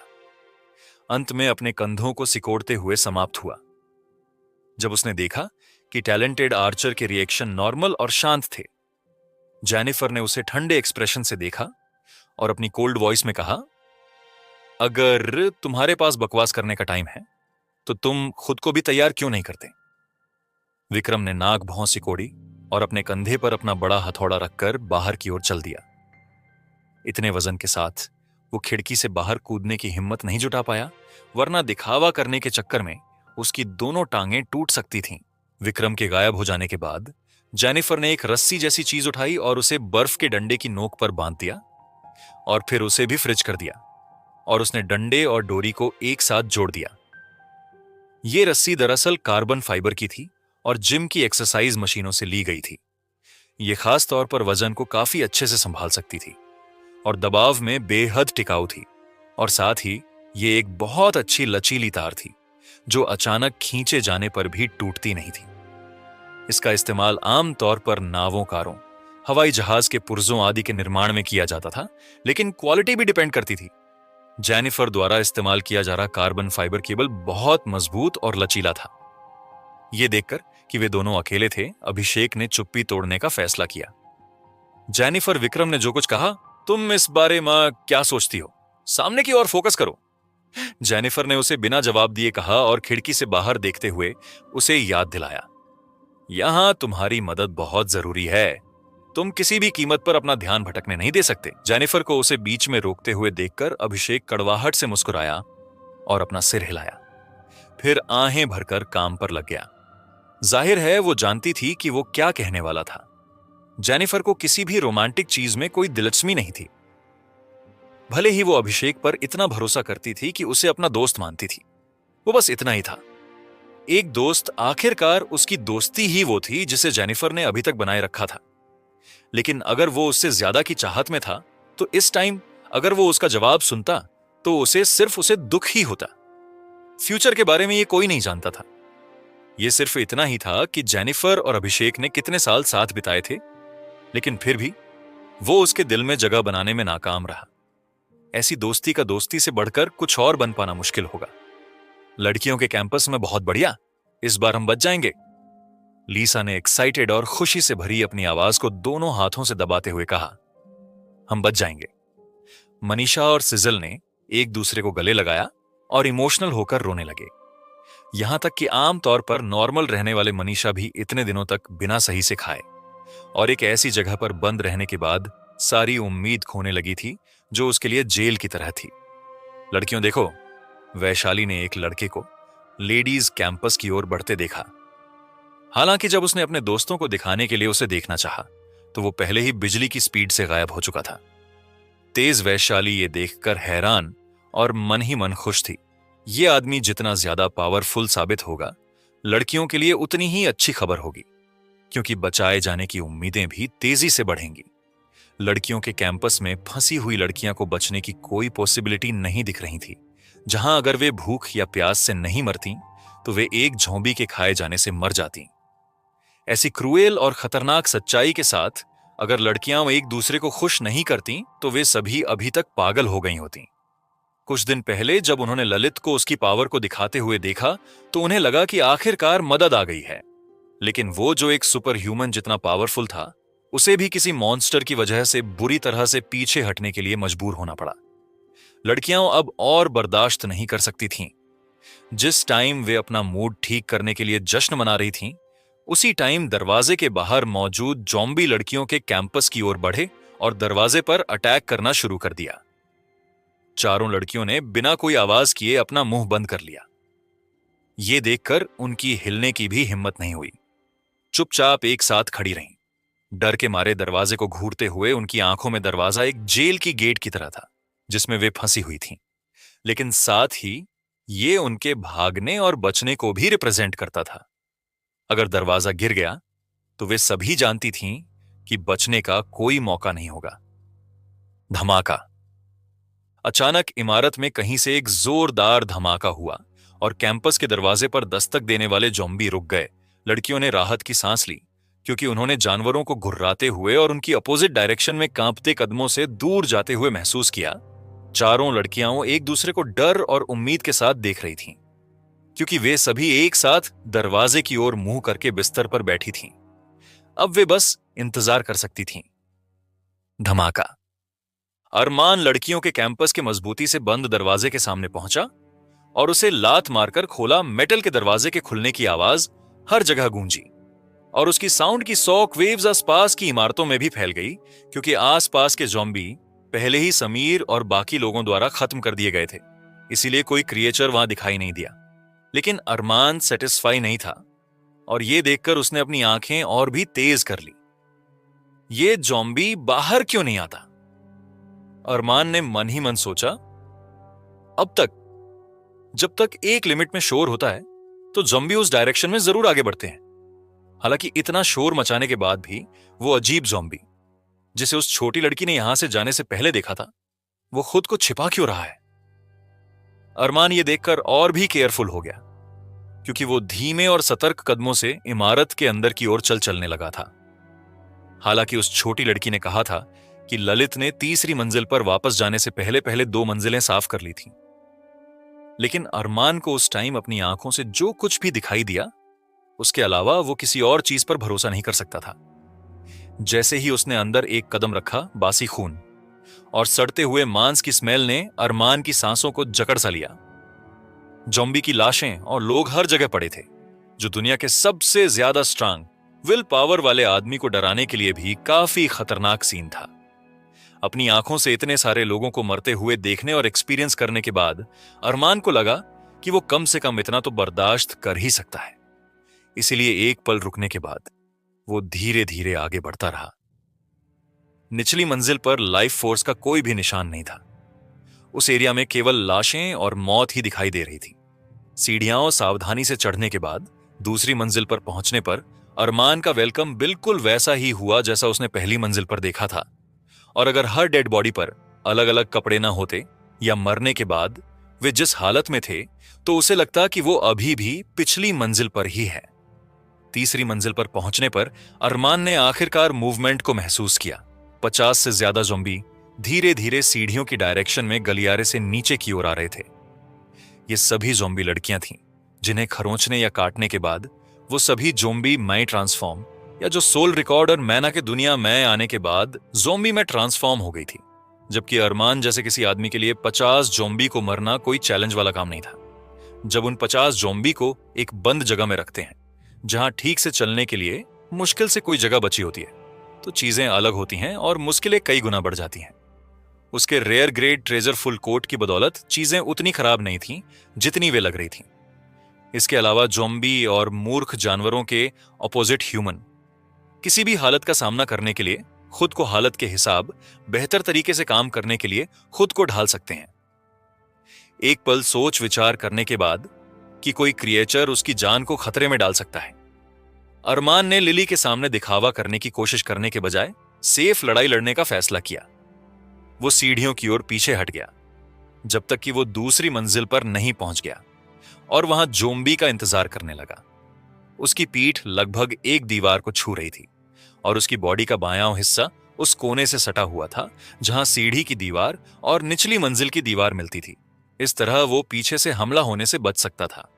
वो अपने इंजर्ड हाथ से हमलों को झेलने से बच सकता था और साथ ही वो अपने दाहिने हाथ से तुरंत अटैक करने में कैपेबल होगा यदि कोई उस पर एकमात्र एंगल से हमला करने की कोशिश करता है। पहली ज़ॉम्बी जल्द ही सीढ़ियों तक पहुंच गई और नीचे उतरने लगी। हालांकि जैसा कि उम्मीद थी, वे अपने चेहरे के बल गिर गए, क्योंकि वे नीचे लुढ़क कर उस जगह पहुंचे जहां अरमान उनका इंतजार कर रहा था। ज़ॉम्बी अपनी बॉडी को ठीक से कंट्रोल नहीं कर सकती थीं, और क्योंकि वे केवल एक सीधी लाइन में आगे बढ़ना जानती थीं, सीढ़ियों की सीढ़ियां उनके लिए मौत का दरवाजा बन गई। अरमान ने अपनी तलवार को बार बार ऊपर नीचे घुमाया, जिससे ज़ॉम्बी के सिर लगातार फर्श पर लुढ़क रहे थे और बढ़ते नरसंहार के बाद खून जमा होने लगा था, जिससे उसके पैरों के नीचे एक छोटा सा लाल तालाब बन गया था। लेकिन यह सिर्फ अरमान ही नहीं था जो ज़ॉम्बियों को मार रहा था। पीछे से आ रहे ज़ॉम्बी अक्सर दूसरे ज़ॉम्बी को कुचलकर मार रहे थे और कई ज़ॉम्बी जमीन पर जोर से टकराकर सिर के बल गिर रहे थे। उनकी गर्दन टूट गई थी। 2 मिनट बाद अरमान ने सभी 50 ज़ॉम्बी का काम पूरी तरह से तमाम कर दिया। गिरने के बाद एक भी ज़ॉम्बी रिएक्ट नहीं कर सका और उनके सिर जमीन पर लगातार लुढ़कते रहे। तुम तलवार चलाने में थोड़े बेहतर हो गए हो। लिली थोड़ा मुस्कुराया और उसकी कमर की तरफ देखा और चंचल आवाज में कहा, मैं सोच रही हूं कि क्या तुम कुछ और चलाने में भी अच्छे हो। अरमान ने यह सुनकर अपना मुंह बना लिया। हालांकि हमेशा की तरह चुप रहने के बजाय इस बार उसने एक सवाल पूछने का फैसला किया जो पिछले कई दिनों से उसे परेशान कर रहा था। लिली, तुम एक सक्कुबस हो, इसलिए तुमने शायद अपने पूरी लाइफ में कई लड़कों के साथ सोई होगी। लिली ने इस साहसी सवाल से थोड़ा हैरान होकर अपनी आंखें खोली। हालांकि उसे कोई शर्म नहीं आई और उसने सपाट लहजे में जवाब दिया, तुम इंसानों की इमेजिनेशन बहुत जंगली होती है। तुम्हारा क्या मतलब है? अरमान ने फिर से सीढ़ियां चढ़ते हुए पूछा। उसने अपनी घबराहट को शांत करने और छिपे हुए क्रिएचर को लुभाने के लिए लिली से बात करने का फैसला किया। सच में लिलिथ के चुटकुले अक्सर अरमान के भारी मूड को शांत कर देते थे और बेशक वो उन वजह में से एक थी जिसकी वजह से वो अभी भी पूरी तरह से सही फैसला लेने में कैपेबल था। भले ही मैं एक सक्कुबस हूं, लेकिन इसका मतलब ये नहीं है कि मुझे पावर हासिल करने के लिए किसी लड़के के साथ सोना होगा। लिली उसके पीछे कुछ कदम पीछे चली गई और अपनी आंखें घुमाते हुए उसने धीरे से कहा, क्या यह साफ नहीं है? तुम्हारी तरह ही आगे बढ़ने और ज्यादा पावरफुल बनने के लिए मुझे पावरफुल दुश्मनों को हराने और ज्यादा क्वांटिटी में सोल पावर को अब्सॉर्ब करने की जरूरत है। अरमान अपने चेहरे पर थोड़ा सरप्राइज के साथ पीछे देखने से खुद को रोक नहीं सका और अपनी पूरी लाइफ का सबसे बेवकूफाना सवाल पूछा, लेकिन क्या तुम एक सक्कुबस नहीं हो? क्या तुम मूर्ख हो? लिली खुद को रोक नहीं पाई और उसके सिर पर तमाचा मारा और सीरियस टोन में बोली, हम सुक्यूबी में कुछ लोग ऐसे भी हैं जो बहुत हॉट हैं। मैं ऐसी नहीं हूं। क्या तुम सोचते हो कि तुम्हारे साथ मजाक करने की वजह से मैं कई लड़कों के साथ सो चुकी हूं? यह भरोसा करना मुश्किल हो सकता है, लेकिन मैंने अपनी पूरी लाइफ में कभी किसी लड़के को अपने पूरी बॉडी को बिना कपड़ों के देखने की इजाजत किसी को भी नहीं दी। किसी के साथ सोना तो दूर की बात है। अरमान के कदम रुक गए और वो अविश्वास से भरी आंखों से उसे घूरने लगा। इसमें क्या गलत है?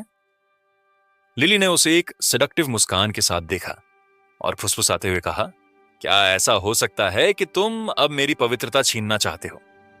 क्या छोटे अरमान, तुम बहुत बुरे आदमी हो? लिली की फुसफुसाहट सुनकर अरमान की सांसें कुछ हद तक उखड़ गईं और उसने जल्दी से अपना सिर हिलाया। यह पूछने पर पछतावा किया। लिली ने यह जानकर भी मजाक करना बंद कर दिया कि यहां अरमान की जान दांव पर लगी थी और धीरे धीरे कुछ बातें समझाना शुरू किया। तुम इंसान जो इमेजिन करते हो और जो कहानियां बनाते हो वे बिल्कुल सही नहीं है। एग्जाम्पल के लिए हम सक्कुबी स्वभाव से सुंदर हैं और हम मर्दों को सिड्यूस आराम से कर सकते हैं, लेकिन बस इतना ही, हमारा चार्म बहुत ज्यादा हाई होता है। खैर, मैं शायद अस्तित्व में सबसे सुंदर लड़कियों में से एक हूं और यहां तक कि उच्च अस्तित्वों में भी मुझे अभी तक ऐसी लड़की नहीं मिली है जो मुझसे आगे निकल सके। अपने ऊपर प्राउड महसूस करो।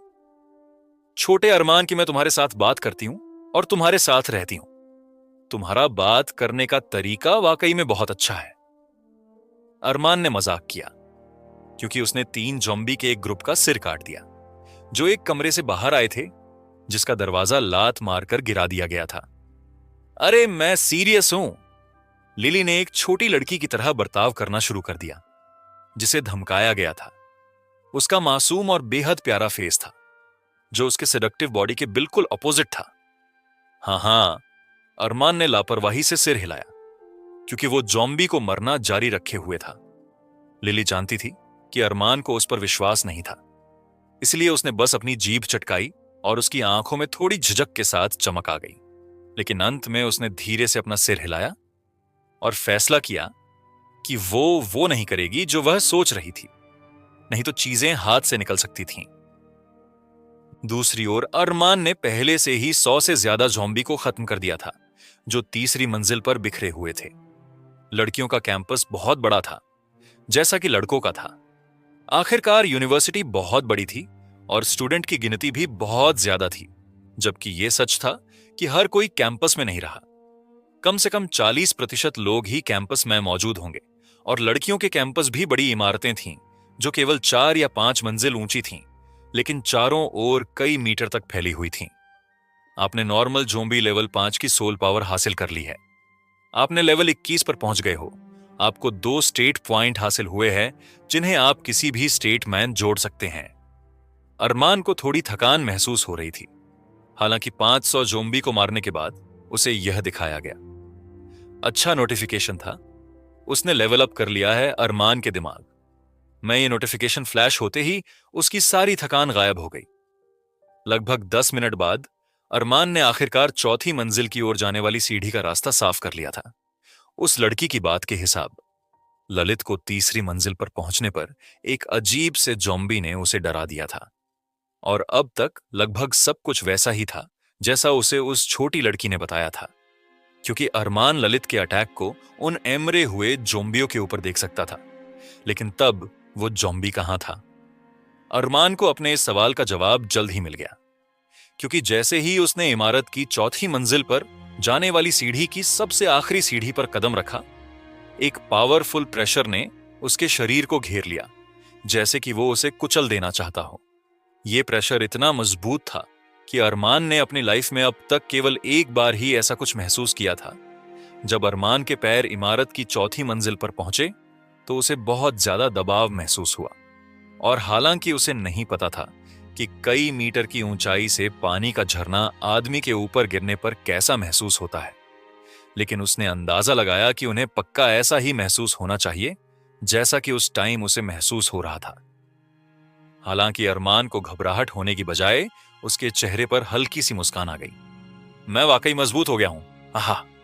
अरमान जोर से हंसा और एक कदम आगे बढ़ा, और उसने अपनी ग्रेट स्वॉर्ड के हैंडल पर अपनी पकड़ मजबूत कर ली। ठीक है, प्रेजेंट में अरमान। अब पहले वाला अरमान नहीं रहा था प्रेजेंट।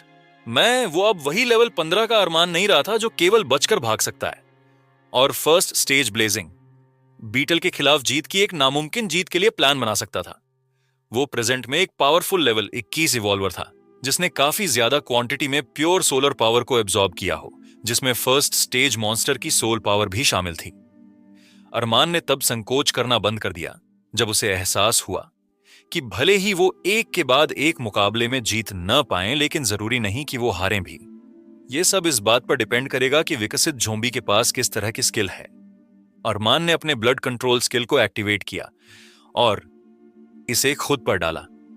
बेशक उसका इरादा खुद को चोट पहुंचाना नहीं था। उसका मकसद पिछले सभी बार से अलग था। एड्रेनालाइन क्या था? एड्रेनालाइन एक हार्मोन था, और इसे एक सब्सटेंस भी माना जा सकता है। इस सब्सटेंस से आदमी की क्वालिटी पर इफेक्ट पड़ता है और हार्ट तेजी से ब्लड को पंप करने लगता है।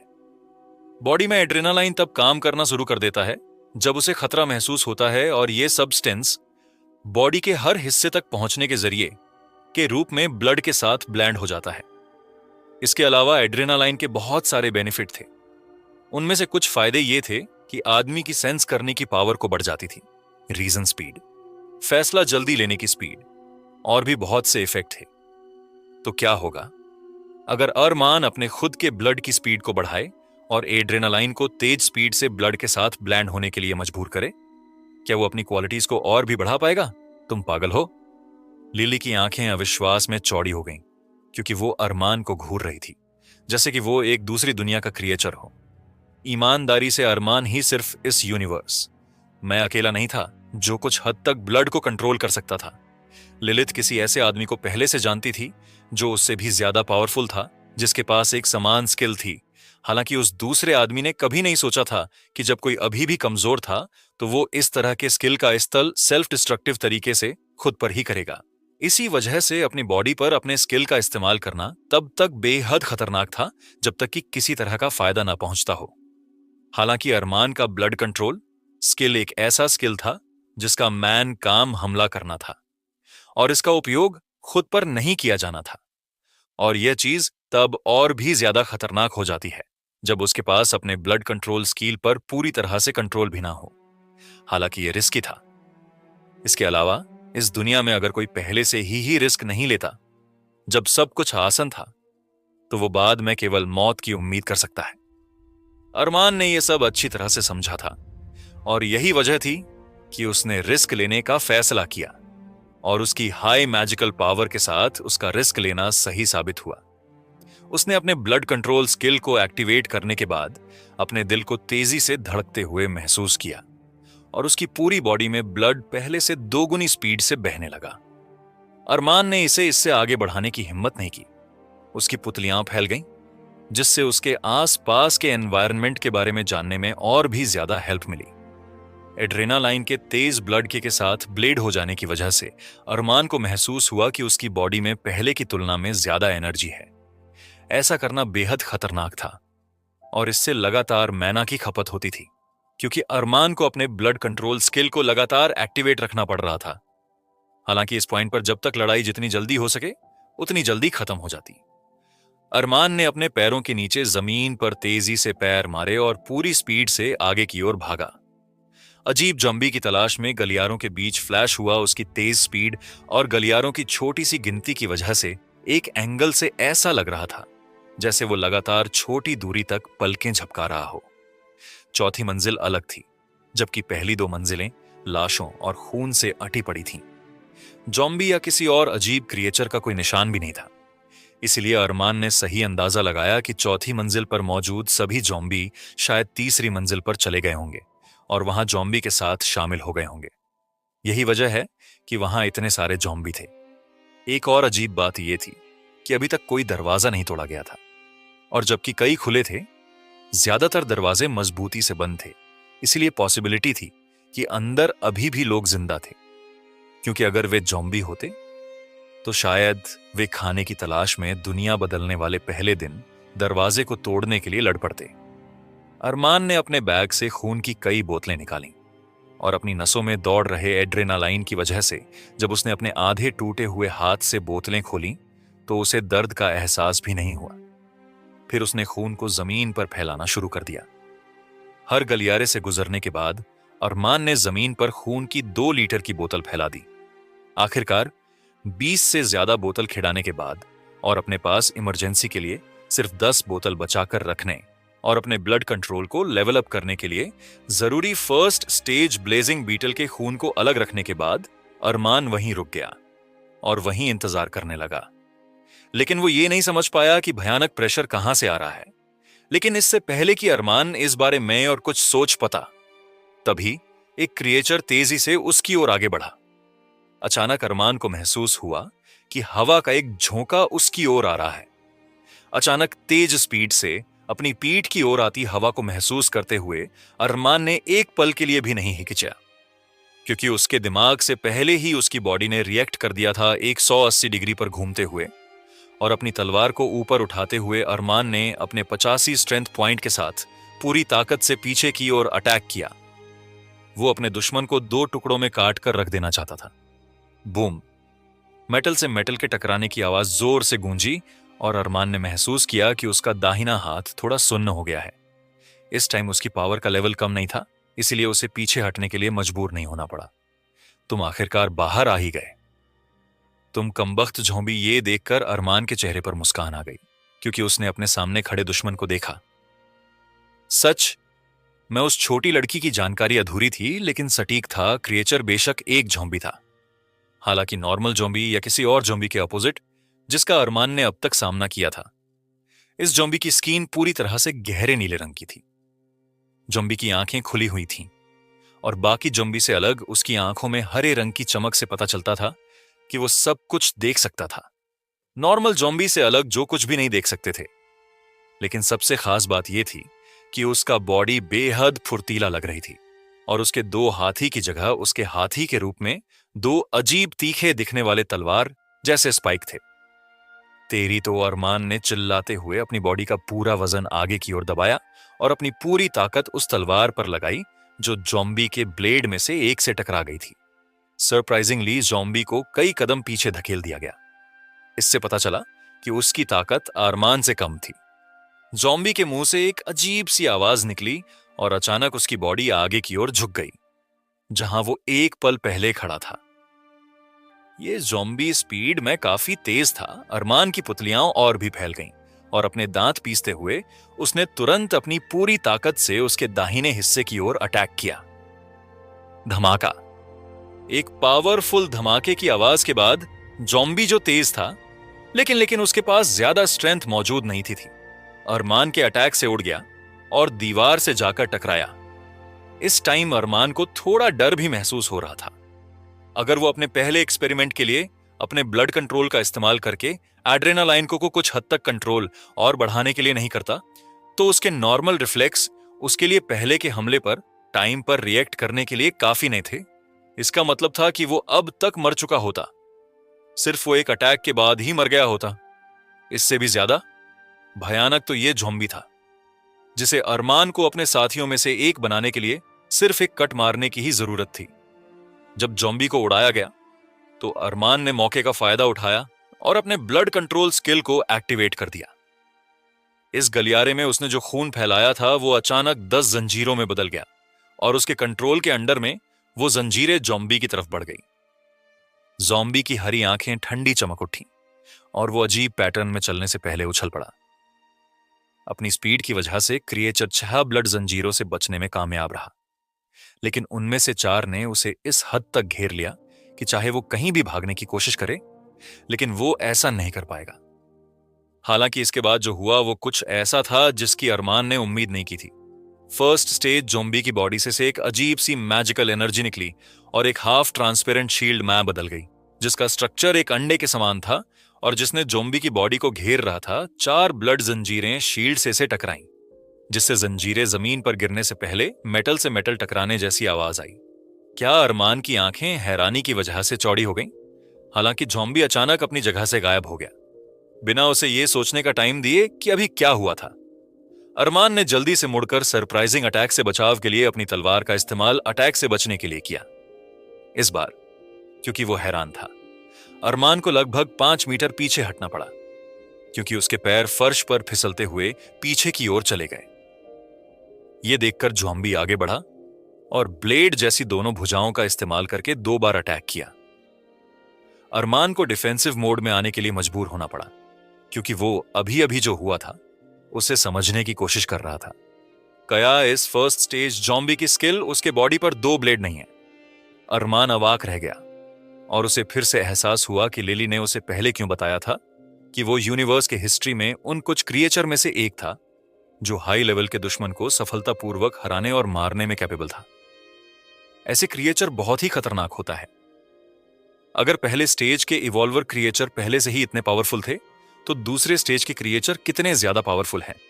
इससे भी बदतर लिली कितनी ज्यादा पावरफुल थी और उसके जैसे सभी 6 स्टेज के लोग कितने ज्यादा पावरफुल होंगे। केवल अब अरमान को यह रीजन समझ में आया कि लिली जैसे लोग उसके और उस जैसे लोगों को अलग अलग ग्रेड में क्यों रखते हैं। नॉर्मल एग्जिस्टेंस, हाई एग्जिस्टेंस, उन दोनों के बीच का अंतर बहुत बड़ा था, क्योंकि तुम्हारे पास वो अजीबोगरीब टेक्निक है, तो मैं अपनी तलवार से तुम्हारा सिर ही काट दूंगा। अरमान ने अपने दांत पीस लिए और पूरी ताकत से आगे की ओर अटैक किया, जिससे बूम की आवाज के साथ ज़ॉम्बी को कई मीटर दूर उड़ते हुए भेजा गया और वो अपने पैरों पर खड़ा होने से पहले कई मीटर तक जमीन पर लुढ़ता चला गया। हालांकि इससे पहले कि वो एक कदम आगे बढ़ा पाता और अपनी घोस्ट स्पीड से अरमान की तरफ आ पाता, अरमान पहले से ही उसके सामने आ चुका था और फिर से उसने उसके ऊपर अटैक कर दिया था, जिससे ज़ॉम्बी को वॉर को रोकने के लिए अपनी दोनों ब्लेड जैसी भुजाएं ऊपर उठाने पर मजबूर होना पड़ा। फिर से ज़ॉम्बी को उड़ते हुए भेजा गया और इस बार उसकी बॉडी 20 मीटर दूर दीवार से टकराई, जिससे एक जोरदार धमाका हुआ। ज़ॉम्बी दीवार पर जाकर इतनी जोर से लगा था जिससे पूरी दीवार ही टूट गई थी। ऐसा मत सोचो कि मैं तुम्हें मार नहीं सकता, अरमान ने दूर पड़े ज़ॉम्बी की आंखों में देखकर कहा, और फिर अरमान ने ग्रेट स्वॉर्ड को इतनी ताकत से घुमाया कि ज़ॉम्बी को एक घुटने पर झुकना पड़ा और अपने दोनों हाथों को एक्स की तरह क्रॉस करके अटैक को रोकना पड़ा। इतनी पावरफुल अटैक के इंपैक्ट से जमीन भी थोड़ी सी फट गई थी, लेकिन इतना ही नहीं हुआ। तभी एक क्रैक की भी आवाज सुनाई दी, एक बहुत छोटी सी आवाज जो आमतौर पर किसी का ध्यान नहीं खींचती, लेकिन उस शांत गलियारे के बीच में गूंजी जहां 2 क्रिएचर जिंदा रहने और कुछ बेहतर बनने के लिए लड़ रहे थे। विकसित ज़ॉम्बी की हरी आंखें धीरे से फड़कीं और उसके मुंह से एक अजीब सी चीख निकली, क्योंकि उसने दोनों ब्लेडों पर दिखाई देने वाली छोटी सी दरार को देखा। ग्रेट स्वॉर्ड वो नॉर्मल ग्रेड की चीज नहीं था, ये एक रेयर ग्रेड का वेपन था जो अपने पिक पर था 40 लेवल से नीचे लगभग किसी भी डिफेंस को भेदने, और यहां तक कि एक आर्मर से कवर हुई कार का डिफेंस तोड़ने में काबिल होने की अपनी कैपेबिलिटी के साथ फर्स्ट स्टेज जॉम्बी के 2 ब्लेड भी ऐसे हथियार से इतनी स्ट्रेंथ से मारे जाने का सामना नहीं कर सकते थे। अरमान ने मौके का फायदा उठाते हुए अपनी बॉडी को घुमाया और जॉम्बी की पसलियों पर लात मारी, जिससे वो 20 मीटर से ज्यादा दूर उड़ता हुआ चला गया। जॉम्बी फर्श पर लुढ़कता रहा जब तक कि वो अपोजिट गलियारे की दीवार से नहीं टकराया। अगर इस जॉम्बी का सामना कोई और लेवल 21 का क्रिएचर करता तो वो आदमी या क्रिएचर तुरंत मर जाता, या ज़ॉम्बी उसे अपने जैसा ही बना देता। हालांकि अरमान लगातार अपने से ज्यादा ताकतवर क्रिएचर से लड़ रहा था और उन्हें हराने पर उसके आंकड़ों में एक अच्छी बढ़त हुई, इसलिए उसकी असली ताकत किसी भी और लेवल 21 के कंपैरिजन में बहुत ज्यादा थी। इसके अलावा मौजूदा अरमान एक अजीब सिचुएशन के अंदर में था, जिसमें उसके स्किल ब्लड कंट्रोल के जरिए से एड्रेनालाइन के तेज फ्लो से उसकी सेंस और रिएक्शन स्पीड पहले से दुगनी हो गई थी और उसकी ताकत में भी सुधार हुआ था। अगर इनमें से सिर्फ एक भी चीज मौजूद नहीं होती तो अरमान पहले ही हार चुका होता। उसकी ताकत का आंकड़ा कम से कम 2 गुना ज्यादा था, लेकिन उसकी एजिलिटी कमजोर थी, इसलिए उसे मारे जाने से पहले रिएक्ट करने का टाइम भी नहीं मिलता। जॉम्बी ने अरमान को हराने के लिए अपनी बेहतर एजिलिटी का इस्तेमाल करने की कोशिश की, जिससे कि मेटल से मेटल के टकराने की आवाज पूरे गलियारे में गूंज उठे, लेकिन क्रिएचर उसकी अटैक को प्रेडिक्ट करने और रिएक्शन स्पीड पर काबू पाने में नाकाम रहा, इसलिए वो हमेशा उसकी तलवार से टकराने के बाद उड़ जाता था। ये जॉम्बी उस अजीब शील्ड का उपयोग क्यों नहीं कर रहा है जिसका उपयोग उसने पहले मेरे अटैक को रोकने के लिए किया था? अरमान ने जॉम्बी से टकराते ही अपनी भौहें सिकोड़ लीं। फर्स्ट स्टेज जॉम्बी के ब्लेड में छोटी छोटी दरारें थीं, जो धीरे धीरे लेकिन हर अटैक के साथ चौड़ी और चौड़ी होती जा रही थी। हालांकि जानवर उस अजीब शील्ड का इस्तेमाल नहीं कर रहा था जिसने ब्लड की जंजीरों को रोक दिया था। क्या ऐसा हो सकता है कि वो अब इसका इस्तेमाल नहीं कर सकता? ऐसा उसने अपने दिमाग में सोचा और उसने तुरंत अपने ब्लड कंट्रोल स्किल को फिर से एक्टिवेट कर दिया, बिना ब्लड की कमी की चिंता किए, क्योंकि सभी गलियारों में ब्लड फैलाने की उसकी पिछली तैयारी ने उसके लिए सब कुछ आसान कर दिया था। 30 से ज्यादा मैना पॉइंट खर्च करने के बाद 6 ब्लड स्पेयर हवा में तैरते हुए जॉम्बी की ओर पूरी स्पीड से चले गए, जो कि अभी खड़े होने की कोशिश कर रहा था। हालांकि वह अजीब शील्ड फिर से दिखाई दी, जिससे अरमान के माथे पर बल पड़ गए। उस स्किल की कमजोरी का पता लगाने से पहले वो और ज्यादा मैना बर्बाद करने को तैयार नहीं था। आखिर में अरमान एक बार फिर जॉम्बी के साथ मौत के एक भयंकर लड़ाई में उलझ गया, जहां एक भी गलती किसी की भी जान ले सकती थी। धीरे धीरे क्रिएचर को पिछले कमरों में से एक में वापस जाने के लिए मजबूर होना पड़ा, जहां प्लानिंग का आखिरी पार्ट को पूरा होने वाला था।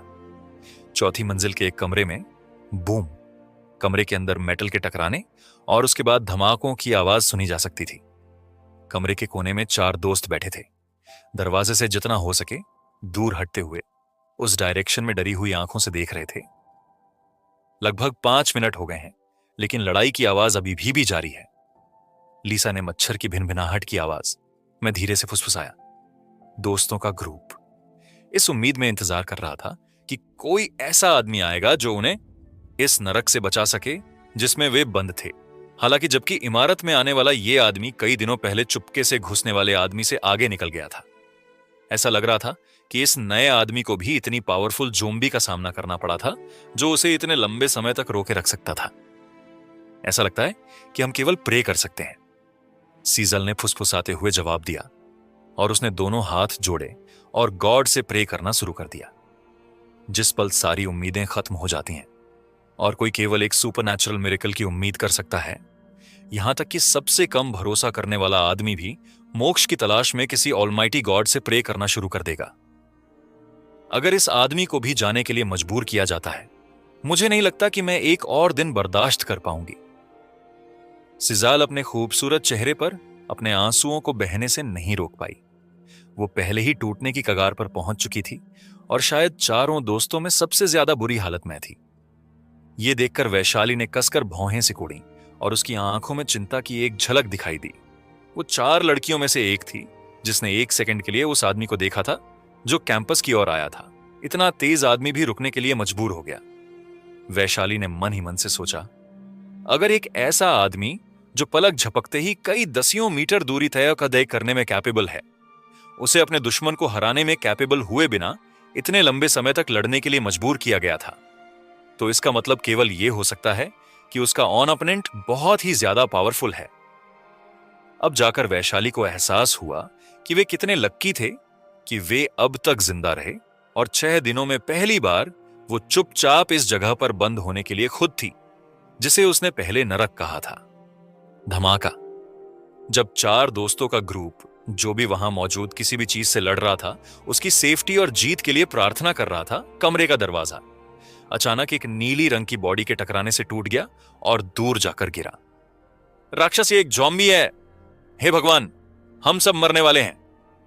लड़कियां डर के मारे चीखने लगीं और पता नहीं कहां से उनके अंदर इतनी एनर्जी आ गई कि वो दूसरे कोने की ओर भाग गईं, क्योंकि उन्होंने नीली चमड़ी वाले ज़ॉम्बी को लड़खड़ाते कदमों से अपने पैरों पर खड़ा होते देखा। ग्रेट स्वॉर्ड और ज़ॉम्बी के 2 तीखे ब्लेडों के बीच टकराव की वजह जनरेट हुई। शॉक वेव से फर्श टूट गया और खिड़की के शीशे भी टूट गए थे। आखिरकार उस आदमी को देखकर जिसने लेडीज कैंपस में एंटर करने की हिम्मत की थी और जिसने इस जगह तक पहुंचने के लिए न जाने कितने खतरनाक क्रिएचर्स को मार डाला था, 4 दोस्तों के ग्रुप को इस फैक्ट से थोड़ा आश्चर्य हुआ कि वो वास्तव में उनसे 2 या 3 साल छोटा लड़का था। लेकिन हैरानी उन्हें तब हुई जब उन्होंने देखा कि इस लड़के में सच में उस ज़ॉम्बी जैसे अजीब और डरावने क्रीचर के खिलाफ बराबरी से लड़ने की ताकत थी, जिसकी नीली स्किन और हरी आंखें थीं। इस लड़के के फेस पर किसी भी तरह के इमोशन नहीं दिख रहे थे। उस भयानक स्पीड को याद करते हुए जिस स्पीड से उसने गेट पार किया और वो भयानक ताकत जो बिना छुए जमीन को थोड़ा सा फाड़ने के लिए काफी थी, वैशाली और उसके दोस्त हैरान हुए बिना नहीं रह सके। बेशक जो 4 लड़कियों को सबसे ज्यादा महसूस हुई थी वो उम्मीद थी, जिंदा रहने की उम्मीद, इस जेल से आखिरकार रिहा होने की उम्मीद, जो उनके लिए स्वर्ग थी लेकिन साथ ही नरक भी थी। लेकिन इस लड़ाई में अरमान का पलड़ा भारी था, लगभग अपने दुश्मन को अधमरा करने की हद तक। क्या यह चीज थोड़ी कमजोर नहीं है? ज़ॉम्बी के खिलाफ तलवारें टकराते टाइम अरमान अपने आप को रोक नहीं सका और अपने मन में ऐसे शब्द फुसफुसाए। उसने कोने में बैठे 4 दोस्तों पर ध्यान नहीं दिया था। हालांकि उसके पास अभी कुछ टाइम था, लेकिन एक चूक उसके लिए उसकी जिंदगी की आखिरी चूक हो सकती थी। ऐसा नहीं है कि वो क्रिएचर कमजोर है, सच में वो ज़ॉम्बी बहुत पावरफुल है। लिली ने आलस से जवाब दिया, यहां प्रॉब्लम तुम हो। फर्स्ट स्टेज ब्लेजिंग बीटल को हराने के बाद तुम्हें बहुत पावर मिली। इसके अलावा ज़ॉम्बी की लड़ाई करने जा तरीका भी काफी अलग है। अरमान ने ज़ॉम्बी को लात मारने से पहले सिर हिलाया और उसे खिड़की से लगभग गिरा दिया। वो आखिरकार अपने टारगेट तक पहुंच गया था। अब उसे बस वहां एक पल रुकना था। बेशक ऐसा करना आसान नहीं था, क्योंकि फर्स्ट स्टेज ज़ॉम्बी लगातार घूम रहा था और अपनी एजिलिटी से अरमान को सिर दर्द दे रहा था। इसके अलावा अरमान को लिली की आवाज फिर से सुनाई दी, तुम्हारी मौजूदा कंडीशन तुम्हें तुम्हारी बॉडी के काम करने के तरीके में बदलाव करने के लिए तुम्हें कीमत भी चुकानी पड़ सकती है। अरमान पूछने ही वाला था कि उसके इन शब्दों का क्या मतलब था, जब अचानक उसके हाव भाव बदल गए और वो थोड़ा गुर्राया। उसके मुंह के कोने से खून की एक छोटी सी धार निकली, जिससे वो अवाक रह गया। ये सब क्या है? ज़ॉम्बी उसे एक बार भी नहीं मार पाया हुआ था, अचानक उसका खून कैसे बह सकता है? इसके अलावा उसकी नसें अचानक बहुत गर्म होने लगीं, मानो खून की जगह उसके अंदर जलता हुआ लावा बह रहा हो। मैंने तुमसे कहा था, लिली ने भौहें सिकोड़ी और उसकी आंखों में चिंता की एक झलक दिखाई दी। तुम फिलहाल में ह्यूमन बॉडी साइंस के अपने नेचुरल नॉलेज और अपने ब्लड कंट्रोल स्किल की बदौलत एक एक्टिवेट स्किल बनाने के करीब थे, लेकिन जाहिर है कि तुम अभी भी कुछ भूल कर रहे हो। तुम्हें अपने ब्लड को कंट्रोल करके अपनी नसों में बहने वाले एड्रेनालाइन को कंट्रोल करना बंद कर देना चाहिए, नहीं तो दर्द और भी बदतर हो जाएगा और तुम सीरियस इंजरी हो सकती है। जबकि एड्रेनालाइन ज्यादातर फायदेमंद था। ऐसा तब होता था जब यह नॉर्मल स्पीड से बह रहा होता था और बॉडी इस तरह के एक्साइटमेंट पर रिएक्ट कर सकती थी। इतनी सारी सोल पावर को एब्जॉर्ब करने के बाद जिस नॉर्मल स्पीड से तुम्हारा एड्रेनालाइन नॉर्मली रूप से बहता था, वो भी एक नॉर्मल आदमी की तुलना में कई गुना तेज था। हालांकि अपने ही खून में हेरफेर करके अरमान ने उस स्पीड को 2 गुना कर दिया था। अरमान ने यह देखकर कोई रिएक्शन नहीं दिया, लेकिन उसकी आंखें चमक उठीं और उनमें डिटर्मिनेशन की एक झलक दिखाई दी। अगर वो अब अपने एड्रेनालाइन को कंट्रोल करना बंद कर देता है, जो वो ब्लड फ्लो के जरिए से कर सकता है, तो वो एड्रेनालाइन जल्द ही गायब हो जाएगा, क्योंकि जोंबी को पीटने के बाद उसे जो शुरुआती डर महसूस हुआ था वो गायब हो गया था। अगर वो पदार्थ जिसने उसकी सेंसेस और रिएक्शन स्पीड को बढ़ाया था गायब हो गया, तो अरमान को जोंबी के हमलों को रोकने में कैपेबल होने का कोई भरोसा नहीं था। जोंबी की स्पीड प्रेजेंट में अरमान के लिए बहुत ज्यादा थी, और अगर वो अपने आप को उसके हमलों से नहीं बचा सकता था तो उसकी बेहतर ताकत बेकार थी। इसके अलावा उसका एक और मकसद भी था। हर चीज के अच्छे बुरे रिजल्ट होते हैं, और अरमान अपने गोल को अचीव करने के लिए उनमें से कुछ को भुगतने के लिए तैयार था। कभी कभी लाइफ में ऐसा ही होता है, नुकसान और फायदा एक ही सिक्के के 2 पहलू होते हैं। इस बीच लेडीज कैंपस से कुछ दर्जन मीटर दूर एक इमारत में अभिषेक और जेनिफर इमारत की सबसे ऊपरी मंजिल पर एक बड़ी टूटी हुई खिड़की के पास खड़े थे। अभिषेक अपने बाएं हाथ से अपना धनुष पकड़े हुए थे और अपने दाहिने हाथ पर रबर के दस्ताने पहने हुए था, ताकि जेनिफर द्वारा तैयार की गई बर्फीले डंडे को पकड़ सकें। भले ही वो टेम्परेचर को कंट्रोल कर रही थी, लेकिन यह देखना पॉसिबल था कि ठंड की वजह से उसका हाथ थोड़ा कांप रहा था। बर्फ के डंडे से जुड़ी कार्बन फाइबर केबल खिड़की से बाहर जा रही थी, और कुछ मीटर दूर जमीन पर विक्रम को दोनों हाथों से केबल का दूसरा सिरा पकड़े हुए देखा जा सकता था। वहीं दूसरी तरफ तीनों ग्रुप लीडर कैंपस की चौथी मंजिल की खिड़कियों को घूर रहे थे।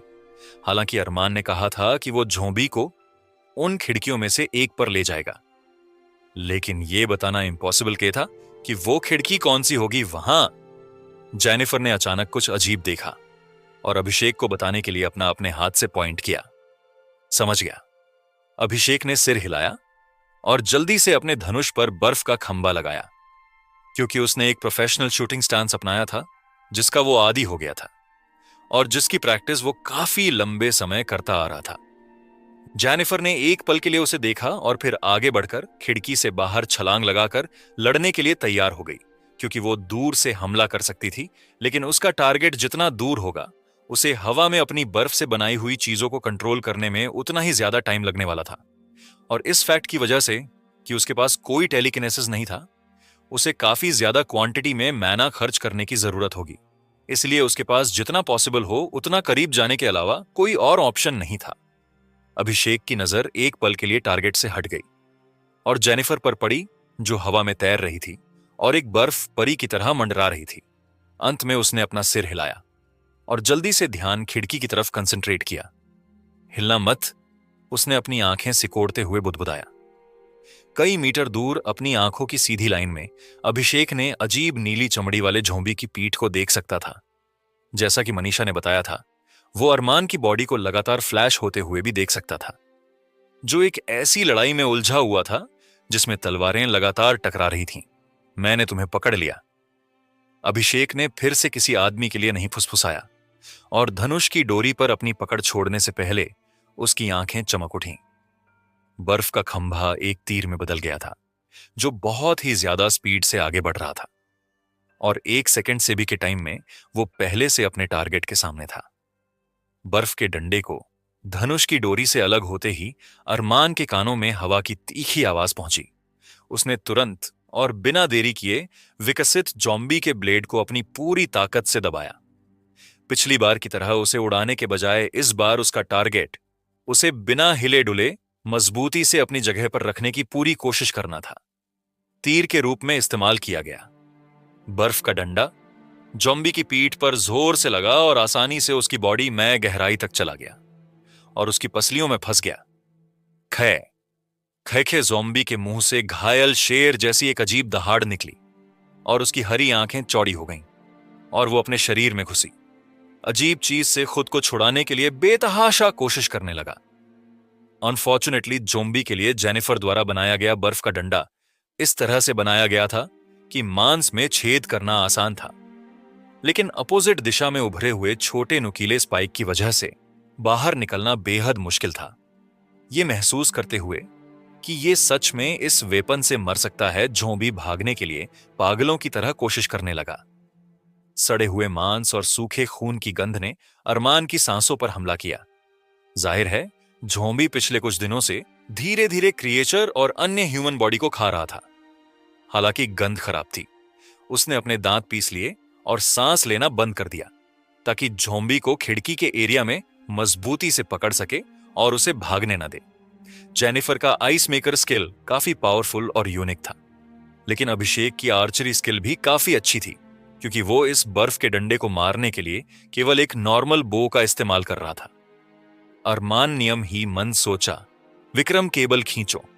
अपनी पूरी ताकत से अरमान जोर से चिल्लाया। कैंपस में लड़कियां चौंक गईं, लेकिन उन्हें जल्द ही एहसास हो गया कि ये लड़का अकेला नहीं था। इसके तुरंत बाद इमारत के बाहर से आने वाली दहाड़ के साथ ज़ॉम्बी अचानक दर्द से चिल्लाया। बर्फ का डंडा उसके मांस में मजबूती से फंस गया और ज़ॉम्बी के अंदर के बॉडी पार्ट को चीर दिया, क्योंकि कार्बन फाइबर केबल को जोर से खींचा गया था। लियांग पेंग द्वारा इस्तेमाल की गई स्ट्रेंथ की वजह से ज़ॉम्बी चौथी मंजिल की खिड़की से बाहर उड़ गया और जमीन की ओर गिरने लगा। तुम लड़कियां दरवाजे से दूर रहो और इंतजार करो, बिना पीछे देखे। अरमान ने वे शब्द कहे और अपनी स्पीड का इस्तेमाल करते हुए खुद को आगे बढ़ाते हुए खिड़की से बाहर कूद गया। 4 दोस्तों के ग्रुप ने एक दूसरे को देखा और जल्द से बिस्तरों को दरवाजे की ओर खिसकाना शुरू कर दिया ताकि वे सेफ रह सके। बिल्डिंग के बाहर विक्रम ने अपने फेफड़ों की पूरी ताकत से चिल्लाया, क्योंकि उसकी बॉडी मसल्स अपने नॉर्मल साइज से दोगुनी हो गई थी। नरक में जाओ। नीली चमड़ी वाले ज़ॉम्बी को अपनी ओर गिरता देख विक्रम ने अपना बड़ा सा हथौड़ा उठाया और उसे अपनी बॉडी के पीछे घुमाया और फिर अपनी पूरी ताकत से उसे आगे की ओर घुमाया। विक्रम ने अपने हथौड़े को पूरी ताकत के साथ ज़ॉम्बी पर अटैक कर दिया। क्योंकि ऊपर से आता हुआ ज़ॉम्बी हवा के बीच में दर्द से छटपटा रहा था और अपनी बॉडी को कंट्रोल करने में नाकाम था, इसलिए उसके पास बचने का कोई रास्ता नहीं था। धमाका। ज़ॉम्बी को एक जोरदार झटका लगा और उसकी बॉडी जो नीचे गिर रही थी एक सीधी लाइन में उड़ती हुई चली गई, जैसे कि वो कोई मिट्योर हो। ज़ॉम्बी जाकर पास की इमारत की दीवार से जोर से टकराया और दीवार मलबे में बदलकर ज़ॉम्बी के ऊपर गिर गई। ये इतना भी ज्यादा मुश्किल नहीं था, है ना? विक्रम ने जेनिफर को देखा, जो कई मीटर दूर थी और शांत थी। उसने जो ताकत इस्तेमाल की थी और अपने हथौड़े से पावरफुल अटैक किया था, इस अटैक से एक पूरे घर गिराने के लिए काफी था। विक्रम को यकीन नहीं हुआ कि एक ऐसा क्रिएचर जिसकी बॉडी लकड़ी की तरह पतली थी, इस तरह के अटैक को झेल सकता है। बेवकूफ, ये अभी मरा नहीं है। अरमान ने जमीन पर गिरने के बाद चिल्लाया और तुरंत पूरी स्पीड से भागा। अचानक धूल का बादल पूरी तरह से खुल गया और मलबे को बिजली की स्पीड से अनगिनत टुकड़ों में काट दिया गया। इससे पहले कि विक्रम रिएक्ट कर पाता, ज़ॉम्बी आगे बढ़ा और अपने ब्लेड को ऊपर उठाया और भयंकर रूप से नीचे की ओर अटैक किया। यह देखकर विक्रम का चेहरा सफेद पद गया। खून से लथपथ उन आंखों को देखकर जो जानलेवा इरादे से उसे घूर रही थीं, विक्रम के मन में आखिरी ख्याल यही आया कि उसकी जिंदगी खत्म होने वाली है। दरअसल ऐसा होना ही चाहिए था। किस्मत से उसके लिए जेनिफर को विश्वास नहीं हुआ कि बड़े हाथी के लेवल का क्रिएचर इतनी आसानी से मर जाएगा। भले ही उसका तर्क उसे बताता हो कि इतने पावरफुल अटैक से बचना इम्पॉसिबल है। बर्फ की दीवार। जेनिफर की जल्दबाजी भरी आवाज गूंजी और 1 सेकंड से भी कम टाइम के बाद बर्फ की 1 मीटर मोटी दीवार विक्रम के सामने आ गई, जिसने उसे विकसित ज़ॉम्बी से अलग कर दिया। इससे ठीक पहले कि वो जानलेवा अटैक करने में कामयाब हो, ज़ॉम्बी के ब्लेड ने बर्फ की मोटी दीवार को चीरते हुए आसपास की सभी इमारतों में चीरने की आवाज गूंजी, मानो वो नरम पतले रुई से बनी हो। बर्फ की गोलियां जेनिफर ने जब देखा कि उसकी डिफेंसिव दीवार कितनी आसानी से कट गई है, तो वो अपने हाव भाव बदलने से खुद को नहीं रोक पाई और जल्दी से अपने दांत पीसते हुए अपने मौजूदा मैना का 1/4 हिस्सा खर्च करके 20 छोटी बर्फ की गोलियां बनाई और उन्हें आगे की ओर लॉन्च कर दिया। बर्फ की गोलियां असली गोलियों की तरह दिख रही थीं, क्योंकि उन्हें नॉर्मल आंखों से ट्रैक करना मुश्किल था, क्योंकि उनकी स्पीड भी बंदूक से फायर हुई, गोली से कम नहीं थी। हालांकि जेनिफर को हैरान करने के लिए विकसित ज़ॉम्बी की हरी आंखें चमक उठीं और गोलियां उसी अजीब एनर्जी शील्ड से टकराई जैसे पहले अरमान की ब्लड जंजीरों और ब्लड के भालों को रोक दिया था। अजीब शील्ड से टकराने वाली बर्फ की गोलियों की आवाज स्टील की प्लेट से टकराने वाले मेटल को बोल के जैसी ही थी, और 1 सेकंड बाद सभी बर्फ की गोलियां जमीन पर पिघल के गिर गईं। जोर से चल रही थी और ज़ॉम्बी ने अपनी बॉडी को तेजी से घुमाया और फिर अपने एकमात्र बरकरार ब्लेड से काटना शुरू कर दिया, क्योंकि उनमें से एक अरमान के लगातार हमलों और विक्रम के हथौड़े से किए गए आखिरी पावरफुल अटैक से टूट गया था। 1 सेकंड से भी कम समय में क्रिएचर ने 3 अलग अलग अटैक किए, जिससे पता चलता है कि भले ही वो इंजर्ड हो गया हो, लेकिन उसकी स्पीड अभी भी उतनी ही डरावनी और खतरनाक थी जितनी पहले थी। 3 मेटल की आवाजों के बाद 3 तीर विकसित। ज़ॉम्बी से कुछ ही दूरी पर जमीन पर गिरे विकसित ज़ॉम्बी ने दूर की इमारत की ओर देखा और उसकी आंखें किसी शिकारी की तरह चमक उठी, क्योंकि वो अभिषेक को घूर रहा था, जो उसके सामने ज़ॉम्बी द्वारा की गई स्पीड के इस्तेमाल को देखकर हैरान रह गया था। यह केवल अभिषेक ही नहीं था, जेनिफर और विक्रम भी हैरान और डरे हुए थे, क्योंकि उन्हें पता चला कि अरमान ने पहले इस क्रिएचर से लड़ने से इनकार क्यों किया था। क्या यह फर्स्ट स्टेज एल वाले किसी क्रिएचर की पावर थी? नीली चमड़ी वाले ज़ॉम्बी की पावर बहुत ज्यादा थी। सिर्फ 2 सेकंड में इसने इतनी पावर दिखा दी थी कि उन्हें जिहेजे साबित हो गया कि कोई भी इसे रोक नहीं सकता। तो दोस्तों, ये थी आज की कहानी। उम्मीद है आपको ये नॉवेल एक्सप्लेनेशन पसंद आया होगा। अगर आप किसी और नॉवेल को सुनना चाहते हैं या किसी कहानी के बारे में जानना चाहते हैं तो कृपया हमें कमेंट सेक्शन में बताएं। हम आपके लिए और भी रोमांचक और मनोरंजक कहानियां लाते रहेंगे। हमारे चैनल एफएस नोवेल एक्सप्लेनर को सब्सक्राइब करना न भूलें और बेल आइकॉन को दबाएं ताकि आप हमारी कोई भी वीडियो मिस ना करें। और हां, अगले एपिसोड के लिए तैयार रहें, क्योंकि कहानी में अभी और भी ट्विस्ट और टर्न आने बाकी हैं। मिलते हैं अगली कहानी में, तब तक के लिए अलविदा।